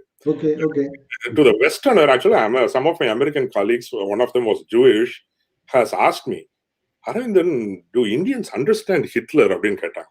Yeah, again, this is a very superior comment. I don't like this. I understand Hitler and I make my accusation very, very. That is precisely the point, right? Yeah. That's I am not saying that. I am not saying. I am only saying that they are following that path. Following that path. That is precisely what I am going to come. Okay. ஒரு சராசரி ஆளு இப்ப நம்ம ஒரு பேச்சு வழக்குல நாஜித்தனமா இருக்கையா, எனக்கு Hitler மாதிரி இருக்கையா, இதெல்லாம் நம்ம சொல்லலாம். ஆனா நீங்க வந்து அதை ஆணித்தரமா அத ஒரு particularly someone with your knowledge of history, and by the way, and this is going to probably provoke you, till today you would not call Joseph Stalin or Mao as Hitler. No, they are not. Yes. ஆனா பெரியார ஹிட்லர்னு சொல்றீங்க. Yeah, but he has isolated a community. That's all. That's why. Periyar Hitler நான் சொல்லுவேன். Periyar Hitler சொன்னேன் வந்து. It's interesting. Somebody is asking how many. And in this part of the history, you I'm saying he is Dravida Hitler. Sorry, I maintain that. One of the key persons who wrote the manifesto of DMK in 67 was VP Raman. VP Raman. Yeah, I know that. Brahmins at that time. See, that way Periyar's ghostwriter was a Brahmin. It doesn't mean anything, no. That doesn't mean anything. See, there are many Jews who fought for Hitler, in the Second World War. What does it mean? Doesn't mean anything. Let's not go to the Jewish history. It's a very entangled history. Let's just stick to the topic here, okay? Yeah. Let's just stick. The Brahmin community, particularly in the 1967 election, because of Rajaji, they were pretty pro-DMK. Of course, they are pretty எந்த அளவுக்கு pro-DMK-னா that the Brahmins voted en masse for DMK-ன்னு ஒரு campaign இருந்துச்சு. Exactly. Who said, I am not denying it. I am not denying it. அந்த கேம்பெயினை மறுக்கிறதுக்காகத்தான் தாம்பராஸ் கூட்டத்துல ஜெயகாந்தன் போய் பேசுறாரு. ஆமா. Okay, ஏன்னா இந்த campaign is pernicious to Brahmins அப்படின்னு நினைச்சாங்க. ஓகே, ஆனா ஒரு நியோ நாஜின்னு சொன்னாலும் சரி, இப்ப திருவள்ளுவர் கோட்டத்தை டிசைன் பண்ணப்ப நேத்தி படிச்சுட்டு இருந்தாங்க. நான் வள்ளுவர் கோட்டத்தை டிசைன் பண்ணும் பொழுது கருணாநிதி தேர்ந்தெடுத்த ஸ்தபதி கணபதி ஸ்தபதி. இந்து கோயில்களை பார்த்து வடிவமைக்கப்பட்டதுதான் வள்ளுவர் கோட்டம். ஒரு நாஜி என்பவன் my point is very, very simple. My point is very, very simple. If DMK is all honey and treacle, as you claim, I also agree. No, whatever it is, they are harmless. They are harmless. Please, as you claim, all they have to do is, we are not going to speak about this 3% hereafter. That's the only thing I am asking. Okay. Is it too much? Is it too much? It is excellent question. Now that takes me to this specific slide. Let me come down here. இப்ப எந்த அளவுக்கு நம்ம வந்துட்டோம்னா, இன்னைக்கு பிராமண இந்து மத எதிர்ப்பு இந்த 3% இந்த உரையாடல் has occupied the space which should have been occupied by this, which is இன்னைக்கு இவ்வளவு நானும் பார்த்துட்டேன் Facebookல எத்தனை பேர் அவங்க இந்து மதத்துக்கு எதிர்ப்பா, அவங்க இந்து மதத்துக்கு எதிர்த்தவங்க அப்படி எழுதுற யாரும் பேசாத விஷயம் என்னன்னா, இந்த லாக்டவுன்ல இந்த கரோனா காலத்துல அதிகம் பாதிக்கப்பட்டது தலித்துகள். அவர்கள் மீது வன்முறை all over India. Absolute 22 murders. Yes. தமிழ்நாட்டில் 22 மர்டர்கள். I agree. I have absolutely no quarrel with you. I will be with you. I will stand and stand the same problem and shout with you.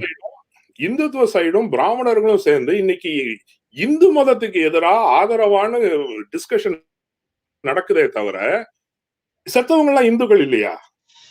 நிச்சயம் யாரு இல்லைங்கற? Who says no? I am not saying. இது என்னன்னா, the focus of the dialogue on the DMK versus Brahmin has taken such proportions. No, Aravindan, again, you are not right. The thing is, if I am saying, please, if I am saying DMK is neo-Nazi, all you have to do is to ignore me and do something else. Since this is being discussed, I am discussing with you. I am only expressing my view. It's a single person's view. Okay, you have picked it and you have chosen to discuss that. Okay, I am saying this consistently. I am not saying it for this election. You know that it's not I am not saying it today in 2021. I have been saying this, please. I have been saying this for quite some time. Okay, the DMK was in power or DMK is not in power. Okay, and I am very, very clear about this. My only objection to DMK is that they should remove this. They should speak for everyone. Okay, many Brahmins are scoundrels. I agree. I absolutely no doubt about it. Their caste pride, is something which is absolutely unspeakable. Okay, I agree with this. But you should not lump every community, even if 100% Brahmins are scoundrels. You should not lump everyone and say that they should be discarded. You should bring them back to the fold. That's what any party will do. That's what I appeal to the DMK. That's what I appeal to other guys. So long as they don't do that, I will keep calling them a neo-Nazi party. I don't bother about others. And I have never said in any of my writings, I never said that you vote against. No, I am saying I will vote against them. Let's be clear about one thing. I am not here to convince you otherwise. Exactly. ஏன்னா இது I think அந்த Will Durant bookல ஷோபன்ஹாவர் பத்தி ஒன்னு சொல்லுவான். The will to liveல they will say you have to appeal to the gut to make somebody change the mind. உங்களுக்கும் எனக்கும் this is still an academic exercise. நம்மளோட அடுத்த வேளை சாப்பாடு இந்த தேர்தலை நம்பி இல்லை. Exactly. Yes. So we will both argue till hell freezes over. Yeah, exactly. So this is more for the audience, I'm just setting it out and giving you rendu sidelayum, this is why we say what we say. Exactly. Opportunity. Exactly. Now, see, I have made my position very, very clear. No, I have absolutely nothing against the DMK except this. Okay, that is fine. Just no. Other thing is, no, there are other things which I have forgotten. No, about DMK and BJP. You know, both the things which I in the din of the discussion we have forgotten. Why I am saying this is that BJP is upholding, you know, fantasy past. Same is the case with these guys. Okay, they have to uphold a fantasy past. You know, both BJP is tilting towards the Sanskrit side, the Vedic side. This guy is tilting towards the. So, if you analyze, if anyone who analyzes things scientifically, objectively, okay, these are the main issues which are the pricking points. If these issues are removed, I have absolutely no problem with the DMK at all. In fact, I have been saying when Stalin, when Karnanidhi passed away, when Stalin took over the mantle, I wrote very, very clearly. See, this is the issue which the DMK should consider. They should turn a new leaf. That's what I said. No. Yeah, but the key part is, let me just ask it from here. Key part is? Key part is, you just said,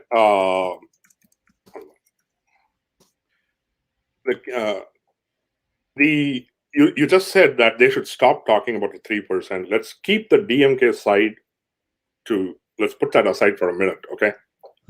Let's put that aside for a minute. Okay. This is a report by one Rennie Thomas. Incidentally, she happens to be Christian, okay? From the University of Delhi. This is an online report. I have all the links. This is an analysis of Indian Institute of Science. You just now said, this is all the past. BJP எப்படி கடந்த காலத்தை பத்தி பேசுறாங்களோ, திமுக வந்து கடந்த காலத்தை பத்தி பேசுறாங்க அப்படின்னு சொன்னீங்க. So, 1 minute. So this particular part, right? So this is where one of my friends asked me this question. He said, Arindhan, இதுல வந்துட்டு இந்த திமுக பசங்க மேடையில பேசுறத வச்சு ஒரு சித்திரம் வந்துருச்சு. ஏன்னா இப்ப இந்த இணையம் மேடையில வந்துட்டு அசிங்கமா பேசுறது, நிர்மலா சீதாராமனை ஊர்கா மாமின்றது, இந்த சொல்லாடல்கள், இதற்கு எதிரான எதிர்வினைகள், இதுல பேசப்படாமல் போன ஒரு முக்கியமான விஷயம் என்னன்னா, the real domination that is still there. So when you say BJP வந்து they are talking the past and DMK is talking the past, ரெண்டும் ஒண்ணுதான் அப்படின்றீங்க. கிடையாது. இன்னைக்கும் பிராமணர்களுடைய ஆதிக்கம் என்று பேச வேண்டிய ஒரு தரப்பு இருக்கிறது. அதை பேசிக்கிட்டு இருக்காங்க. அது திமுக மேடையில பேசல.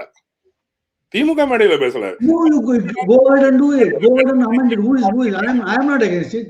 If there is a domination of any community anywhere, please smash it. I agree with you. Please smash it. At the same time,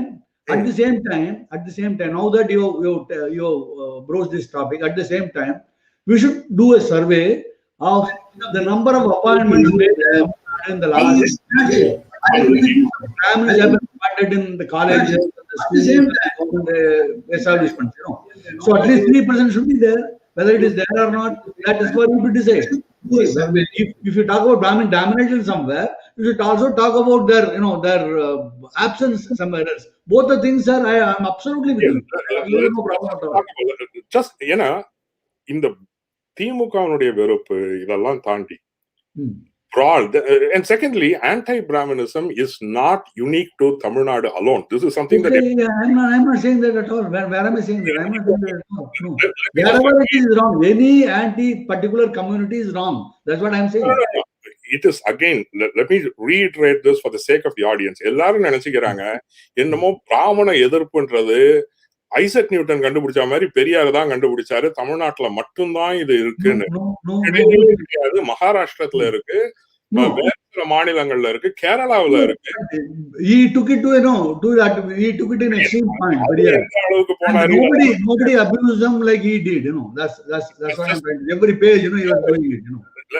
I just pulled this report from Rennie Thomas about Indian Institute of Science. Okay, Yeah. Interesting. Okay, this is just interesting. Step away from the DMK rhetoric. Step away from all of this. If we are going to completely deny that there is a community which holds a lot of power, and some of that is also not through fair means. This is How do you say that? How do you say that? If it's unfair, you will have to question them. You will have to see. So, That is an accusation. That is an accusation. That is an accusation which I have no proof at all for that. But let me finish. Let me finish here. 150 வருஷத்துக்கு முன்னாடி என்ன போராட்டம் நடந்ததோ, ஏன் வந்து அவங்க அந்த பிராமண கருத்தியல் அப்படின்னு சண்டை போடுறாங்க அப்படின்னாக்கா, just look at this. Some guy in the Indian Institute of Science is saying this. I asked him why there were no non-Brahmin scientists or only few non-Brahmin scientists in the institutes of higher scientific learning. இது கேள்வி. இதுக்கு ஒரு Brahmin student, Brahmin professor is replying, these guys are not interested to waste time like that. Okay. They think it is better to go for technical or business education. The most important thing one ought to have while pursuing research is patience, which we don't find among these groups. And these groups is... But who says this? Is the institution which says this? Who has said this? This is a Brahmin scientist in Indian Institute. So you hang him. Who is who? Yeah, who you hang him?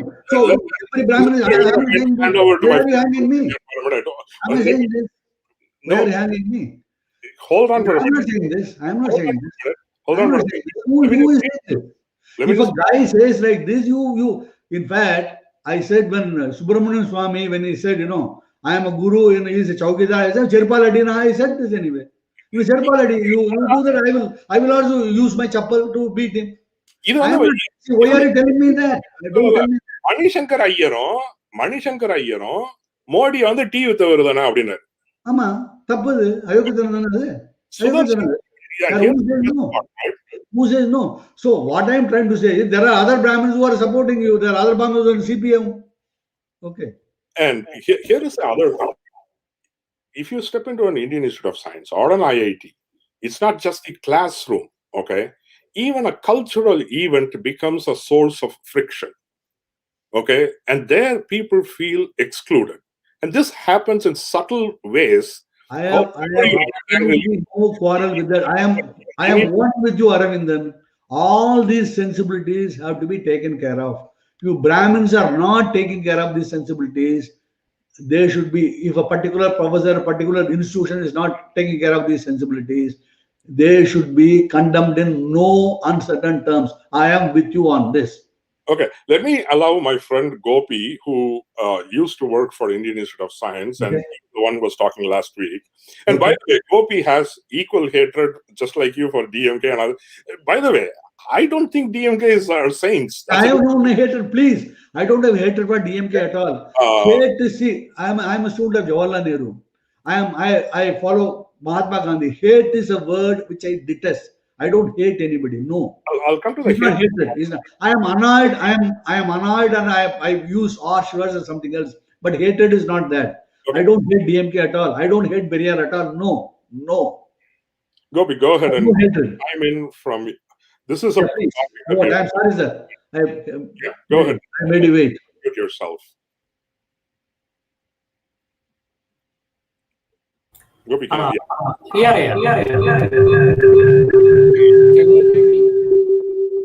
Okay. Yeah. Go ahead, Gopi. What do you want to ask? I think you have your Facebook open somewhere. I think you have your Facebook open somewhere. If you close it, the audio will close. You haven't.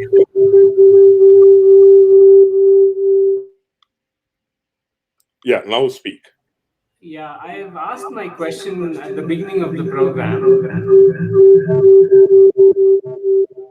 It is already there in the.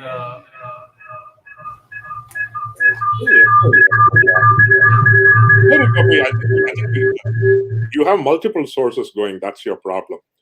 That's okay. I think we got your question on that. If you can address. So the cultural exclusion, and this is where the Rohit Vemula case becomes important. Okay, this is where the Rohit Vemula case becomes important. And whether there is a vilification of Brahmin,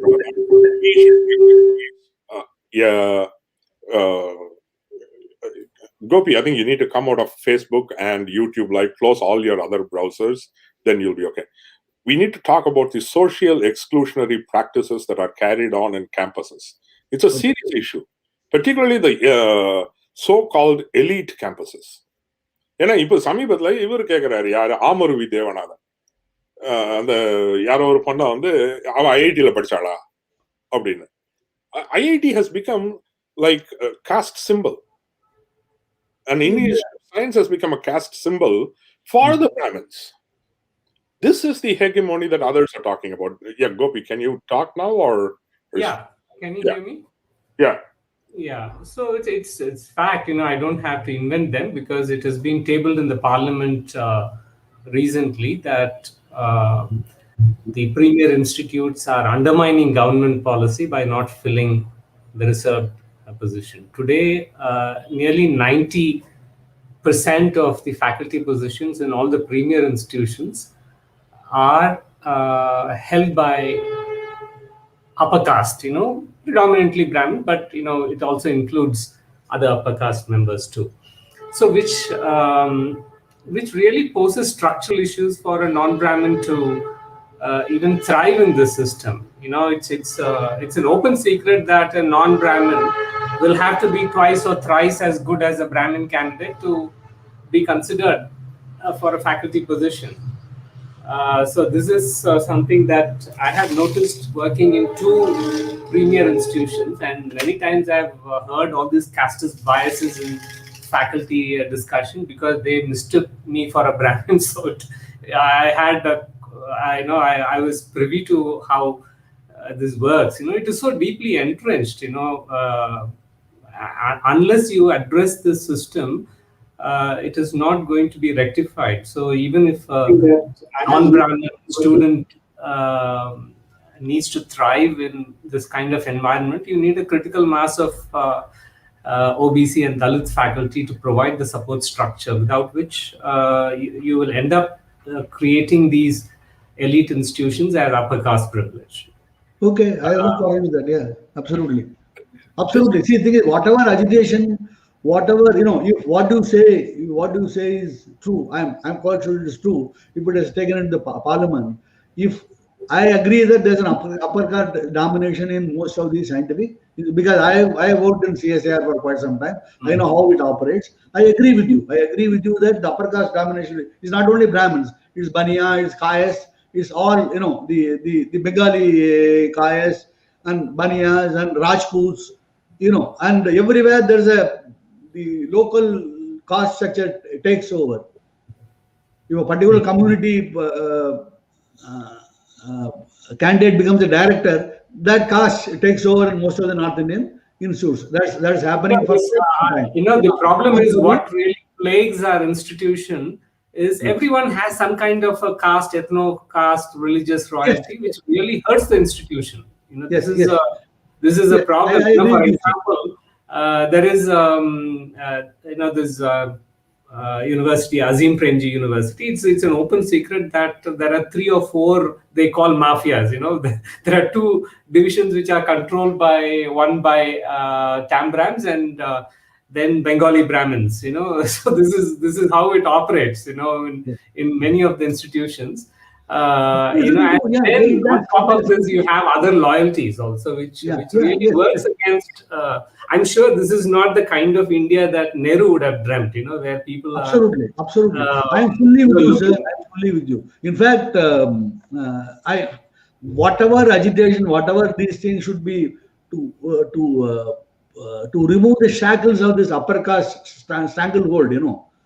To remove this upper caste stranglehold in all these institutions. Whatever you do, my support will certainly be there with you.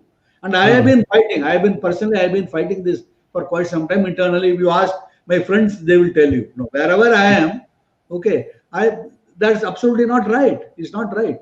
I fully agree with also, if I want to add one more point, I've taught in Singapore for 10 years, and in US I was there for 6 years, and in India I've been since 2014. In fact, the majority of my students and research associates have been Brahmins. And this also tells something which everyone should know, because especially in the area of public policy or public sector, if you look at people who are willing to give up lucrative careers and come and work for low-paid jobs, it is you end up with mostly a Brahmin crowd, who are very passionate about public service, and so you cannot really blame Brahmins for that. The thing is, even if I want to support more non-Brahmins in this space, where are they coming in the first place? For example, very few non-Brahmins actually take up low-paid jobs in positions like media or NGOs or in public sector, public policy, and so on. I have no comment. Two separate issues. One is the domination, upper caste privilege in elite institutions, and then there are certain jobs which are not even considered by many. This is a kind of a dichotomy. Okay, that takes me to another question, sir. I think to Poovan and Gopi, if you want to drop off, go ahead. Right? Thank you. Thanks, Gopi, for joining. Right. 2 நாள் முன்னாடி நீங்க ஒரு குறிப்பிட்ட கேள்வியை கேட்டிருந்தீங்க. எத்தனை பேர் வந்து, and you called it Nuremberg laws. You called it Nuremberg laws about unwritten Nuremberg laws, unwritten. So whether you I still can't even fathom some of the terminology that way, but essentially your point is, அரசாங்க வேலையில எத்தனை பிராமணர்கள் இருக்கிறாங்க, இன்னைக்கு அரசாங்க வேலையில எத்தனை பிராமணர்கள்? I think that was... No. I am only saying that from 2000 to 2020, last 20 years, how many Brahmins have been appointed in the government service? Okay, in colleges, in schools, where the government runs the thing, and in government posts, how many? That statistics I require. If it is 3% more, I'll keep quiet. I'll say I am wrong. I am being bloody-minded. I can say that. Yeah. Sure. That's the only thing I'm asking. Let's take this question on several levels. Okay. Yeah.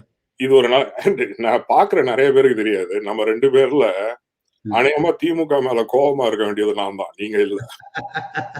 Okay. You are right. நான் இதை பத்தி எழுதவும் செஞ்சிருக்கிறேன். So இது வந்து 1990. Okay, that was when I went for my college. I finished my அப்பதான் +2 முடிச்சது. சட்டசபையில கருணாநிதி வந்து பேசுறாரு, இந்த ஃபர்ஸ்ட் கிராஜுவேட்டுக்கு கொடுக்கக்கூடிய மார்க் அப்படின்னு சொல்லிட்டு, படிக்காத குடும்பத்துல இருந்து வருகிறவர்களுக்கு முதல் பட்டதாரி அப்படின்னு சொல்லிட்டு. அப்ப அப்படி பேசும்பொழுது அவர் சொல்றது என்னன்னா, மருத்துவர் பிள்ளைகள் மருத்துவர் ஆவதை தடுக்கவும், பொறியாளர் பிள்ளைகள் பொறியாளர் ஆவதை தடுக்கவும், இப்படிதான் பேசுறாரு அவரு. ஒரு சமூக நீதினு கொண்டு வரக்கூடிய ஒரு ஷரத்துல யார தடுக்கணும்னு தான் அவர் பேசுறாரு. இது அவருடைய மொழி, அவ்வளவுதான். And this I will go to it, and the விருப்ப பத்தி நீங்க சொன்னதுனால I will come to that at a little later level, right? இதுதான் அவர் கொண்டு வந்தது. இதனால பயனடைஞ்ச பல பேரு ஒன்னும் முதல் பட்டதாரிகள் கிடையாது. அதுல நிறைய சிக்கல்கள் இருந்துச்சு. ஆனால் ஒரு முக்கியமான ஒரு வித்தியாசம் இருந்துச்சு. And this ties to இன்னொரு ஒருத்தர் கேட்டிருக்கிறாரு, 69% அப்படின்னு சொல்லிட்டு 69% இடஒதுக்கீடை பத்தி கேட்டிருக்கிறாரு ஒருத்தர். ஓகே, அந்த இடஒதுக்கீடை பத்தி பேசும்பொழுது என்னன்னா, குறிப்பா இன்னைக்கு பேசுற நிறைய பேருக்கு பிராமணர்களுக்கு இடஒதுக்கீடு முதல்ல எனக்கு வந்து அவங்களுக்கு இது முக்கியமானே எனக்கு தெரியல. ஏன்னா முக்கியம்னு பேசுறாங்க, ஆனா அப்படி முக்கியம்னு நினைச்சாங்கன்னா அதிமுகவுக்கு அவங்க ஓட்டே போடக்கூடாது. ஏன்னா அந்த 69% எதிராக போராடுவதற்கு வழக்கும் சுப்ரீம் கோர்ட்டுக்கு போறதுக்காக விடிய காலையில ஏந்திருச்சு கிளம்புன KM விஜயன் அவருடைய வீட்டில் தாக்கப்பட்டு இன்னைக்கு வரைக்கும் KM விஜயனால நடக்க முடியாது. He limps. அவருக்கு காலை உடைச்சிட்டாங்க. அவரு கேட்ட கேள்விதான் அந்த 69% கேஸ் சமூக நீதி காத்த வீராங்கனைன்னு ஜெயலலிதா வீரமணி பட்டம் கொடுத்தாரு. அதுக்கு இன்னும் வேற சில காரணங்கள் இருக்கு, திரைமறைவு காரணங்கள், அதற்குள்ள நம்ம போக வேண்டாம். ஆனா ஜெயலலிதா தான் அந்த 69% 9th ஷெட்யூல்ல கொண்டு போய் சேர்த்தாங்க. இன்னைக்கு அவர் சாதாரணமா கேஸ் நடத்திக்கிட்டு இருந்தாரு, 69% இருக்கலாமா கூடாதான்னு. 9th ஷெட்யூல்ல போட்டதுனால கான்ஸ்டிடியூஷன் பெஞ்சுக்கு போயிடுச்சு கேஸ். எசென்ஷியலி அந்த கேஸே இப்ப நடக்கல. 20 பேர் கான்ஸ்டிடியூஷன் பெஞ்ச்ல அந்த கேஸ் நிக்குது. ஓகே, சோ பிராமணர்களுக்கு இடஒதுக்கீடு ஒரு முக்கியமான விஷயம் என்று அவர்கள் உண்மையிலேயே நினைச்சாங்கன்னா அதிமுக கூட்டணிக்கு அவங்க ஓட்டு போடக்கூடாது. Yes, maybe. I'm not saying. ஆனா இங்கதான் முக்கியம். I never said you vote for ADMK. I ever said that. The thing is, I don't think Brahmins care about reservation. Brahmins don't care about government jobs. What they care about is. Again, no. Again, Arvind, that you should leave it to Brahmins. That you should leave it to Brahmins. You cannot speak for them anyway. You should leave it to the Brahmin guys who care about. All from the opinion stuff that's coming on, right? So let's just. If they really cared about reservation and economic this one, they shouldn't be voting for the ADMK combination. Okay? You can't say. ஏன்னா அவங்களுக்கு எது முக்கியம் என்றால் அந்த பாஜக அறிக்கையில அவன் சொல்றான் பாருங்க, கௌஷாலா, மதமாற்ற தடுப்பு, இதுதான் அவங்களுக்கு முக்கியமாக இருக்கிறது. அரசாங்க வேலையை பற்றி I don't think so. I don't. See, I am telling you. See, you can take a survey. See, please. What you are saying is true. What you are saying is true. You should take a survey among Brahmins. Do you need government job or not? They will tell you whether they need a government job or not. I don't think they bother if they really. They will not say no. Who will say no? எங்கயாவது அவங்க government job. Nobody will say no. Nobody will say no to government job. இத நீங்க rice பண்ணீங்க. So now, Arvindan, see where you are going. If you say that, my question was simple. Where how many persons are there? This is a simple question. For that, your answer is you are saying the Brahmins themselves are not interested. That's your final answer. ஏன்னா இன்னைக்கு வந்து No, you can't. My humble submission is that you should leave to the Brahmins first. Whether they should say that these many jobs have been offered to them. These many jobs are offered to them. They didn't accept it. You have to prove that at least. எத்தனை பேர் இருக்காங்க நீங்க பூன்னு கேட்க கூடாது. மாறா நீங்க பிராமண சமூகத்தை பார்த்து நீங்க ஏன் அப்ளை பண்ணலன்னு கேட்கணும். தெரியாது அப்ளை பண்ண எப்படி தெரியாது இல்லையா? I want to know. I want to know right or wrong. See, the same question. See, Arvindan, is it not illogical? This is the same argument which was advanced by the Brahmin communities earlier. Brahmin communities say that you are not applying, you are not studying, you are not doing it, so what should you do? That's what they were saying. The British time, that's what they were saying. You are repeating the same argument again. Two things are not the same. Okay, let's and also we are coming up on the time. I want to address a very another important point, right? வெறுப்பை பத்தி நீங்க பேசினப்ப வெறுப்பு social reform movement, right? So particularly, so 69% if it's important, I have not seen anybody put that forward. தீபாவளிக்கு வாழ்த்து சொல்லல, அவர் இந்து மதத்தை வந்து திட்டாரு, அப்புறமா யாரோ பொட்டு வச்சுட்டு வந்ததா ஏன் குங்குமம் வச்சிருக்கேன்னு கேட்டாரு, இதைத்தான் பேசுகிறார்கள்.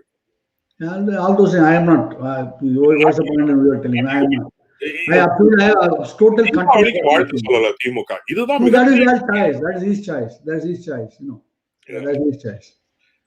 But who should he do? That's his choice. I absolutely know. Coming to the hatred part, and we are almost at the hour and a half point, right? And so let's try to wind up in 20-30 minutes max. Coming to the hatred part, right? So I had written about a certain theologian, Henry Thurman. Thurman, Jesus and the Disinherited. And then we talked a little bit, right? Yeah. Whether it is James Baldwin, whether it is Thurman, the civil rights movement, the black community, திரும்ப ஒரு கேள்விக்கு வராங்க. அவங்களுக்கு வந்து மிகப்பெரிய கஷ்டம். ஏன்னா கொண்டு தென்ன மரத்துல இருந்து தொங்க விட்டுருவாங்க, கொடூரமா கொண்டு மரத்துல இருந்து பட் அதை தாண்டி சரி நம்மளுடைய உரிமைகளுக்கு போராடுவோம், ஆனா என்ன நம்ம செய்யக்கூடாதுன்னா வெறுப்பு நம்மளுக்குள்ளார நுழைஞ்சிடக்கூடாது. வெறுப்பு இத வந்து that's what Gandhi has taught to us, which you have completely forgotten. I have sometimes forgotten that. I agree with you. திரும்ப அவன் கால்வின் சொல்றான், hate will corrupt us. Exactly. It will corrupt us. Absolutely. என்ன சொல்றான், இன்னைக்கு வெள்ளக்கார பிள்ளைய பார்த்து வெறுக்கக்கூடிய என் பிள்ளை நாளைக்கு வேற ஒரு பிள்ளைய வெறுக்கும். So essentially this part of removing hatred in a social reform movement has not been there.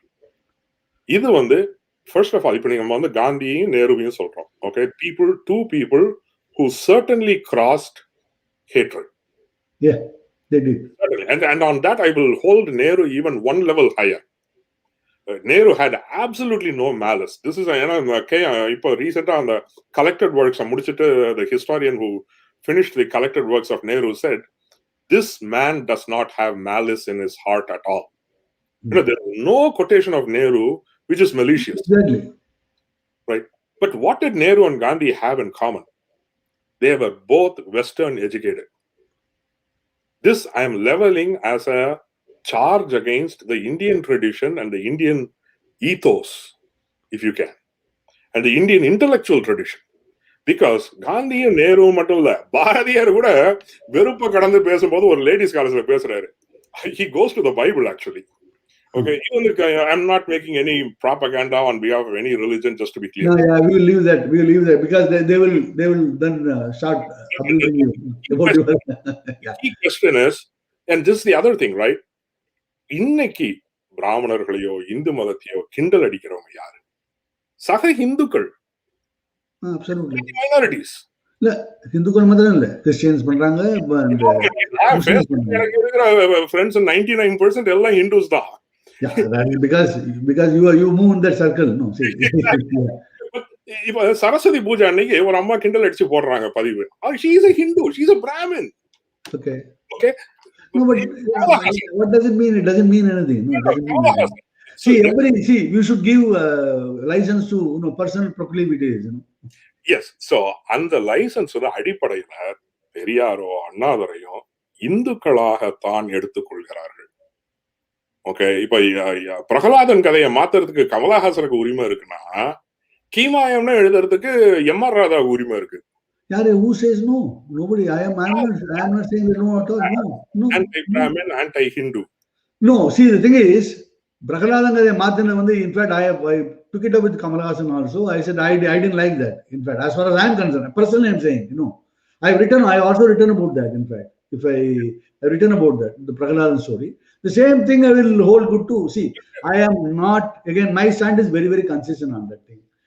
I will not allow anyone to defile either Bible or Quran or the Indian stories. I will not allow them to defile. Okay. You can make fun of these things. You can make fun of these not to allow. But defiling is a different thing. Defiling is a totally different thing. I will not allow means what? I will not, who am I to allow? I will not, accept such a thing personally. That's what I'm trying to say. And secondly, this is the other criticism that I will place particularly, and this I have spoken to even my Brahmin friends. Somebody asked me, Harinder, why do some of the non-Brahmins don't have a great view of Hinduism or whatever, even though they're practicing Hindus? Okay. To many non-Brahmins, Hinduism is rituals. Koladaivam, Koile, Vidakal, இதுதான். The theology part of Hinduism is largely divorced from the non-Brahmin Hindu community. I am not sure about that. Anyway, I'm talking about. No. Even to Brahmins is largely, even for Brahmins is the rituals. But at least the theology part is understood by a microscopic minority of. But that which is the case with Islam, which is the case with Christianity. No. Here's the difference. தரங்கம்பாடிக்கு நான் போயிருக்கேன். Maybe Islam or Christianity, what's that? இல்ல இன்னைக்கு தரங்கம்பாடிக்கு நான் போயிருந்தேன். தரங்கம்பாடியில ஜீகன் பால்கு search இருக்கு, அங்க நான் போயிருக்கேன். ஒரு சாதாரண பெண்மணி, மிக ஏழையான இதுல இருந்து வர அம்மா, அந்த கோயிலுக்குள்ளார சர்வ சகஜமா போகுது வருது. And then she is able to talk about the biblical verses. Yeah, that way I can quote. Come to our Nanganeri. I will say some illiterate. She will quote Alvars. There's no problem at all. That's not theology. Theology is something else. I'm not talking about arcane stuff. So this is where theology is something else. Theology is something else. See, again, Arvindan, on anecdotal things, then we should not jump to conclusions. No, it's not the anecdotal part. It's not the anecdotal part.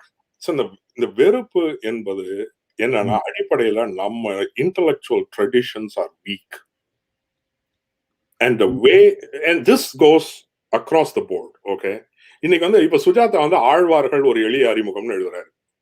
Okay, அந்த book வந்து ரொம்ப pedestrian book. Okay, yes, I agree with you. அது எளிய அறிமுகம்ன்றது வேற, பெடஸ்ட்ரியன்றது வேற. Okay, இப்போ வந்து அதே சமயம் I can cite 20 books on the other side which talk about religion or the faith, like Elaine Pagels, when she writes about religion. She's a professor of religion in Princeton University. When she writes why we need religion, அந்த மாதிரி religion சைடுல பேசுறதுக்கு நம்ம ஊர்ல ஆளே இல்ல. Yeah, I agree with you. There is a general decline in the intellectual in various universities, the various universities of India. The causes for that is for you to see. You have to. So the thing is, but that has nothing to do with the Brahmins anyway. That has nothing to do with the Brahmins. It has something to do with the Brahmins, and I'll come to that part, right? I don't think so. I don't think so. And again, from the online discourses that I've seen, wherever translations of ancient texts, இந்த பழைய சாஸ்திரங்களுடைய மொழிபெயர்ப்புகளை இவற்றை பேசும்பொழுது நிச்சயமா யாராவது ஒரு பிராமணர் வந்து அந்த டிரான்ஸ்லேஷனே சரியில்லை, அந்த சம்ஸ்கிருத வார்த்தை சரியா டிரான்ஸ்லேட் ஆகல, இத்தனையும் டிரான்ஸ்லேட் பண்ண which is that, see, such mavericks will be there everywhere. But this mavericks, see, the thing is, if you go to a theological site somewhere, some guy will be saying that அது மட்டும் இல்லாமல் இதெல்லாம் translate பண்ணக்கூடாது, இதெல்லாம் குரு. They are mantras, people will say that they are mantras, it cannot be done, the same thing, when there is Quran is in Arabic thing, you should read Quran in Arabic, only in Arabic. There are many Muslims who feel that way. Okay, so you can't. I don't know. It takes hours to make this world. At least that is one thing that I wish the Brahmins learned from the Western world. Of course, they should. There are many things they should learn. And some of them say that Western. The Western state also should learn many things from here. So we are going somewhere else. This is not a topic of our discussion now. No, but when there is a gap, இப்ப அங்கதான் அடுத்தது வரணும். இப்ப கருணாநிதி வந்து ராமானுஜ காவியம் எழுதும்போது கேள்வி வருது, இவர் ஏன் எழுதுறாரு? ஏன் வாலி எழுதும்போது வாலி எழுதாத அசிங்கமா? வாலி வந்து எவ்வளவு அசிங்கமா பாட்டு எழுதி இருக்காரு, அவரு ராமாயணம் எழுதுறாரு, அவரு anyone can write. Who can prevent them? Anyone can write about anything. Karunanidhi எழுதும்போது மட்டும் கேள்வி வருது. No, the thing is, once he has written, if it is rubbish, someone will say it's rubbish. Nobody will say that he should not write. Okay, if he has written rubbish, people will say this is rubbish. The same thing holds good for a Brahmin writer also. Brahmin, I used to say the Advargal earlier is rubbish. Same way Karnataka is writing also, someone would say it's rubbish. Not because he is a non-Brahmin anyway. Coming back to the topic, right? So there are two parties, right? And this is something that predominantly everyone on one side says. இன்னும் நம்மளுடைய நண்பர் AB Rajasekaran இது அற்புதமா சொன்னார். அவர் சொன்னார், முன்னெல்லாம் எலெக்ஷனை ஜெயிச்சா போதும்னு இருந்துச்சு, எலெக்ஷன் ஜெயிச்சு ஒரு பார்ட்டி மெஜாரிட்டிக்கு வந்துச்சுன்னா they are the ruling party. ஆனா பாண்டிச்சேரிக்கு அப்புறம் எலெக்ஷனை ஜெயிச்சா மட்டும் பத்தாது, you have to win it by such a margin that you are insulated from the machinations of the center. Yes, I agree with you. So இப்போ பாஜகவை ஒரு மதவாத கட்சி என்று பார்ப்பது ஒரு பக்கம், அவங்க ஜனநாயகத்துக்கு மிக பெரிய அச்சுறுத்தல். Yes, I agree with you. போது இந்த சக்தி தமிழகத்தில் கால் ஊன்ற வேண்டுமா? No, that's for Tamil people to decide. I have nothing to say. I have nothing to say about that. Fire and brimstone on one side, while the mortal danger to democracy from the BJP side is there. I have always been saying this is a mortal danger. I am concerned. I will not vote for BJP anywhere. I have said this number of times. I am only saying is a very, very simple thing, sir. Is it too much for the DMK to kindly consider the 3% of the population and treat them as, Karunanidhi, treat them as, please, treat them as human beings, like they treat the other guy. That's the only thing I am trying to say.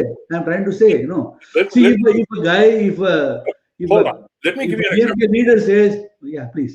You have to give me we got to wind up soon. So let me give you an example. ஒரு தடவை ஏதோ ஒரு பிராமண எதிர்ப்பு மாநாடு, ஏதோ ஒரு meeting, some meeting, okay, அதுல வந்து திமுகவுடைய யாரோ was going, okay, this was supposed to happen. S V. Sekar போய் மு.க. ஸ்டாலினை பாக்குறாரு. பார்த்து இந்த மாதிரி ஒரு நிகழ்ச்சியில திமுக தரப்புல இருந்து பிரதிநிதித்துவம் இருக்கக்கூடாது அப்படின்னு கேக்குறாரு. மு.க. ஸ்டாலின் வந்து ஆமா ஒத்துக்கிறேன் அப்படின்னு சொல்லிட்டு they call back. Okay, very good, it's very nice. வெளியில வந்து எஸ்.வி. சேகர் வந்து இது மாதிரி நான் கோரிக்கை வச்சேன், ஸ்டாலின் ஒத்துக்கிட்டாரு அப்படின்ட்டாரு. என்னோட ஒரு ஃப்ரெண்டு கேட்டாரு, திரும்ப வந்துட்டு, அவர் வந்து பிராமணர் இல்ல, அவர் வந்து கேட்கிறாரு. அவர் என்ன கேட்டாருன்னா, அரவிந்தன் பாத்தீங்களா, இதுதான் பிராமின் செய்யறது. அவரு போனாரு ராஜகுருவாட்டம், இவர் சொன்னாரு, ஸ்டாலின் செஞ்சாருன்னு வெளியில வந்து சொல்றாரு எஸ்.வி. சேகர் அப்படின்னாரு. நான் மறுப்பு சொன்னேன், இல்ல அப்படி சொல்லாதீங்க. ஏன் இப்ப தினகரனோ மற்றவர்களோ கருணாநிதியை பார்த்துட்டு வந்து நாங்க இந்த கோரிக்கையை வச்சோம், கோரிக்கையை முதல்வர் ஏத்துக்கிட்டாரு அல்லது கலைஞர் ஏத்துக்கிட்டாரு அப்படின்னு சொல்றாங்கல்ல. அவரு ஒரு கோரிக்கையை வச்சாரு, ஒரு கட்சி தலைவர் ஏத்துக்கிறாரு, அதை அவர் வெளியில வந்து சொல்றாரு. ஓகே, அண்ட் நீங்க சொல்ற அதே இதுக்கு வந்து நேத்தி வேற யாரோ எனக்கு எழுதினாங்க, like Malathi was a Brahmin who was appointed by Karunanidhi. Guhan was his secretary, the most popular one. He had such a lot of Brahmins around him. And இன்னும் சொல்ல போனா இத ஒரு பிரஸ் மீட்டிங்லயே அட்ரஸ் பண்றாரு அவரு. கருணாநிதி வந்து ஒரு மீட்டிங்ல சொல்றாரு. இது எந்த அளவுக்கு போயிடுச்சுன்னா, பிராமணர் அல்லாதவர்கள் கருணாநிதியை கேள்வி கேட்கிறாங்க. நீ வந்து அவங்க மேல ஆக்ஷனே எடுக்கிறது இல்ல, நீ பிராமணர் அல்லாதவர்கள் மேல மட்டும் கருணாநிதி ஆக்ஷன் எடுக்கிறாரு. எங்க மேல கம்ப்ளைண்ட் வந்தா திமுக ஆட்சியில ஆக்ஷன் எடுக்கிறாங்க, பிராமணர்கள் மேல ஆக்ஷன் எடுக்கிறது இல்ல. This was a complaint by non-Brahmins. And then he says, இல்ல இந்த மாதிரி கம்ப்ளைண்ட் வந்துச்சு, இந்த மேல ஆக்ஷன் எடுத்திருக்கோம். Essentially, this community has not been harmed in any way whatsoever. No, that's what the community to say, sir. No, it's not for you to say. There are facts and my humble request is that is for. See, let me. Please give me 1 minute. Their entire fears will be phantom. They will be absolutely bogus. Could be that. I am not going into that at all. But if a community feels insecure, however unreasonable that insecurity could be, it is for any democratic party to address that problem. Fair question. That's fair question. But have you ever said that to the BJP? And let me say this, நான் தஞ்சாவூருக்கு போயிருந்தேன் last year, okay? BJP? Yeah. See, the thing is, I am not a supporter of BJP. You don't ask questions about BJP to me. I will agree with you. Anything, whatever say, I will agree with you. No. See, the thing is, BJP. Let me add I have already said that BJP is. When I say again, let me tell you this. When I say BJP is a same coin, that is the subject. Yeah. Let me answer that. No, we are not answered that. When I say coin, have you seen the electrum coins? Electrum coins they are like bean-shaped coins, old coins. One side, the imprint will be very, very clear, absolutely clear. That's BJP. The other side, the imprint will be vague. It will not be clear. That is the DMK. Okay, so they are the part of two. The same, as far as I am concerned, they are two sides of the same coin. One imprint is very clear. The other imprint is not that clear. Here is the reason why it is still different and you're not being fair to the DMK side part, okay? தஞ்சாவூருக்கு நான் போயிருந்தேன். தஞ்சாவூர்ல இன்னைக்கு communal problem. I'm talking religious problem. I'm not talking caste problem. Okay? ஒரு அச்சம் கிறிஸ்தவர்கள் மத்தியில நிச்சயமா இருக்கு. இஸ்லாமியர்கள் மத்தியில இருக்கு. No, no, I am not. I will be absolutely. I will be with them. என்ன sir? I will be with them. I will lend my voice to them. I will certainly see any minority. See, thing. My point is very simple, Aravindan. Any minority, even if their fear is, this is what Nehru has said number of times. Even if their fear is wrong, even if his fear is, is without any foundation, it is your duty as a majority to set right that fear. To that's what his stand has always been. That will be my stand. My only request is the same concession should be given to the Brahmins also, who feel who feel insecure because of the DMK, because of the past things of the DMK. That's the only thing I'm saying. I am not speaking. First Yeah, of all, please. you are and again, we really got to wind up in 10 minutes, right? So my point is this, and this is for primarily the viewers, right? So there is a mortal fear amongst minorities.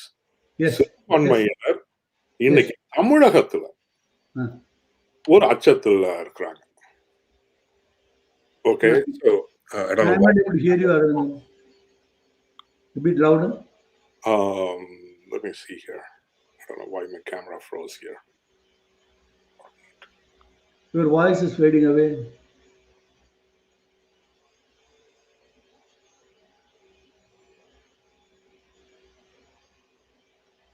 Aravindan, are you there?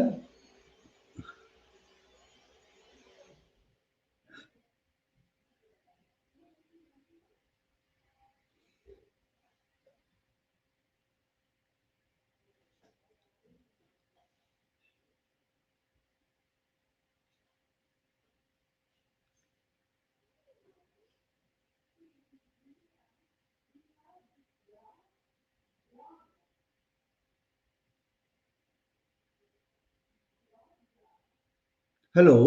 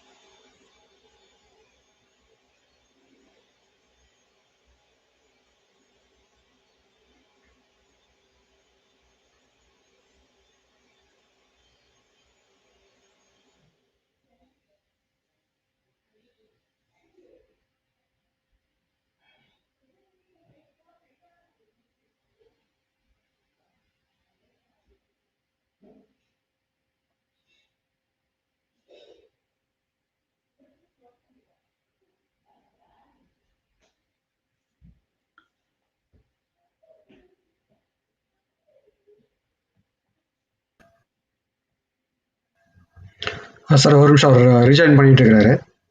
ஒரு second கொடுங்க. உங்களுக்கு நேரம் இல்லையா? Okay, good.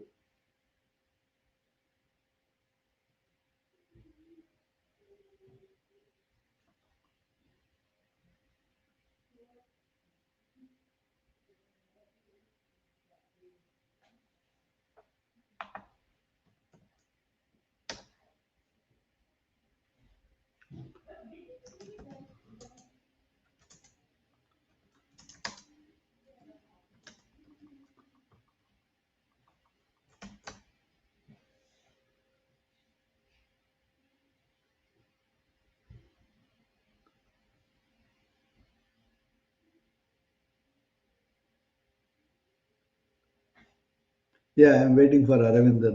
Let's see whether he joins or not. Good.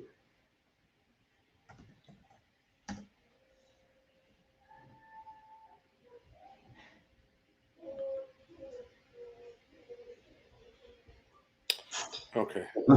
Aravindan.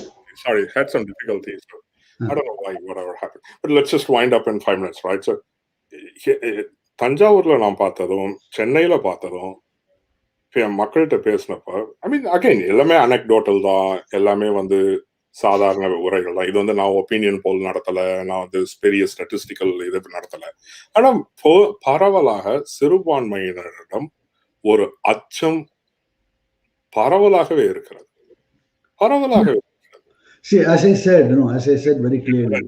இந்த ஒரு இதை மட்டும் நான் முடிச்சிடறேன் sir. I got to make up some time. So, பரவலாகவே ஒரு அச்சுறுத்தல் இருக்கிறது. என்ன மாதிரியான தமிழகம் இருக்க போகிறது, என்ன மாதிரியான இந்தியா இருக்க போகிறது, தங்களுடைய பண்பாடும் தங்களுடைய நம்பிக்கைகளுக்கும் தங்களுடைய சுதந்திரத்திற்கும் எந்த அளவு பங்கம் வரும்னு நினைக்கிறாங்க. இந்த மாதிரியான ஒரு அச்சம் எந்த காலத்திலும் பிராமணர்களுக்கு திமுக மேல் இருந்ததே இல்லை. இது இந்த திமுக எங்களை அச்சுறுத்துகிறது, திமுக எங்களை திட்டுறாங்க, இதெல்லாம் எல்லாம் பேசுவாங்க. ஆனா மேடையில நின்று பிராமணர்களை பற்றி அசிங்கமா பேசுற RS பாரதி அடுத்த நாள் சட்டையை கட்டிட்டு கோயில் குருக்கள் முன்னாடி கையை கட்டிட்டு நிக்கிறாரு. இந்த சமூக பலம் சிறுபான்மையினருக்கு கிடையாது. இந்த சமூக பலம் சிறுபான்மையினருக்கு கிடையவே கிடையாது. அதுதான் அவர்கள் திமுக மேடையில பேசுறது ஒண்ணு, செயல்ல செய்யறது ஒண்ணு. இது ஒரு ஹிப்பாக்ரசியாவே இருக்குது. இந்த ஹிப்பாக்ரசிக்கு ஒரு மெயின் காரணம் பிராமணர்கள் மீது இருக்கக்கூடிய சமூக மரியாதை. அந்த பலம் minorities. Let me answer that. I agree with you up to your point. What you say is true. There is a social capital which the Brahmins still have. I agree with you. I am not denying that. But I have also written that this is not going to continue forever if this hate propaganda persists. I think the Brahmins are also responsible. Others are also. I am not excluding the Brahmins from excluding Brahmins from this at all. They are also responsible for this. Some of them are uppity. Some of them are absolutely their pride about their caste is very. Basically. No, please let me finish. Let me finish. Only one minute. 1 minute, Arvind. Then only 1 minute. What I am trying to say is, this hatred, if it is there, if it is embedded in their program, if it is there, when they keep talking about this 3%, it will mutate one day or other into something terrible. That's what I feel. That's what I fear. You may say that no, your fear is unfounded, but you can't, prevent me from having that fear. Yes, I agree with you that the fear of the minorities everywhere in India is of a higher order. I am not denying that at all. But you can't say that the Brahmins, the Brahmins' fear is unreal. No, it's not unreal. It is real. Its reality is, you should ask a Brahmin about that fear. Okay, but today it may not be there. Tomorrow it will be there. Especially when it comes to women folk and other things, they have their own unsaid fears. They may not say it in the public. Okay, so those things are common across the board. And இன்னொன்று சொல்லணும். இப்போ சில பேர் நாங்க தெருவில் எழுதுனதை பார்த்துருக்கோம். So this community has such power. It is unparalleled in human history. Which community? The Brahmin community had no. This again, I don't trust. I don't believe that. I don't believe that. No. It is they have a power in a book, not in reality, because they never ruled. See, the thing is, I go with Mao's dictum: power grows out of the barrel of the gun. The barrel of the gun was never with the Brahmins. So then I can say that they held the trigger. Okay. So we can go on these analogies. Yeah, you can go on. So yeah, we can go on. Yeah, you can go on. See, they never ruled. The Brahmins never ruled anywhere. They never had to. And they never. How is it possible? So all others are dumb idiots. All rulers are dumb idiots. There is a coalition. There is a coalition. There is a coalition of all the ruling classes. Brahmins were one of the exploiting ruling classes. Okay. So that much of power they have, but the other communities also have the power. Tiruvudai Mannarekkanil Thirumalai Kandenennum. See, the verse goes to the king, He is God. The king is God, not a Brahmin. King is God, in fact. The colonial regime காலத்துல it clearly shows அவங்க எந்த அளவுக்கு பிராமணர்களுடைய ஒப்பீனியனுக்கு மதிப்பு கொடுத்தாங்கன்றது it is stunning. Which where when the colonial regime, the way they respected Brahmins and the way they bent back. You yourself quoted Elphinstone. You yourself quoted the other guys. They go back and forth. That. It's not that way. It's both ways. It's both ways. But see, the thing is, they were holding the books. So that's why they were to they also were in the minority. Yeah, these guys, they are people of the book. These guys are people of the book. We got to finish. We got to wind up now. we got to wind up now, hard stop, but simple thing.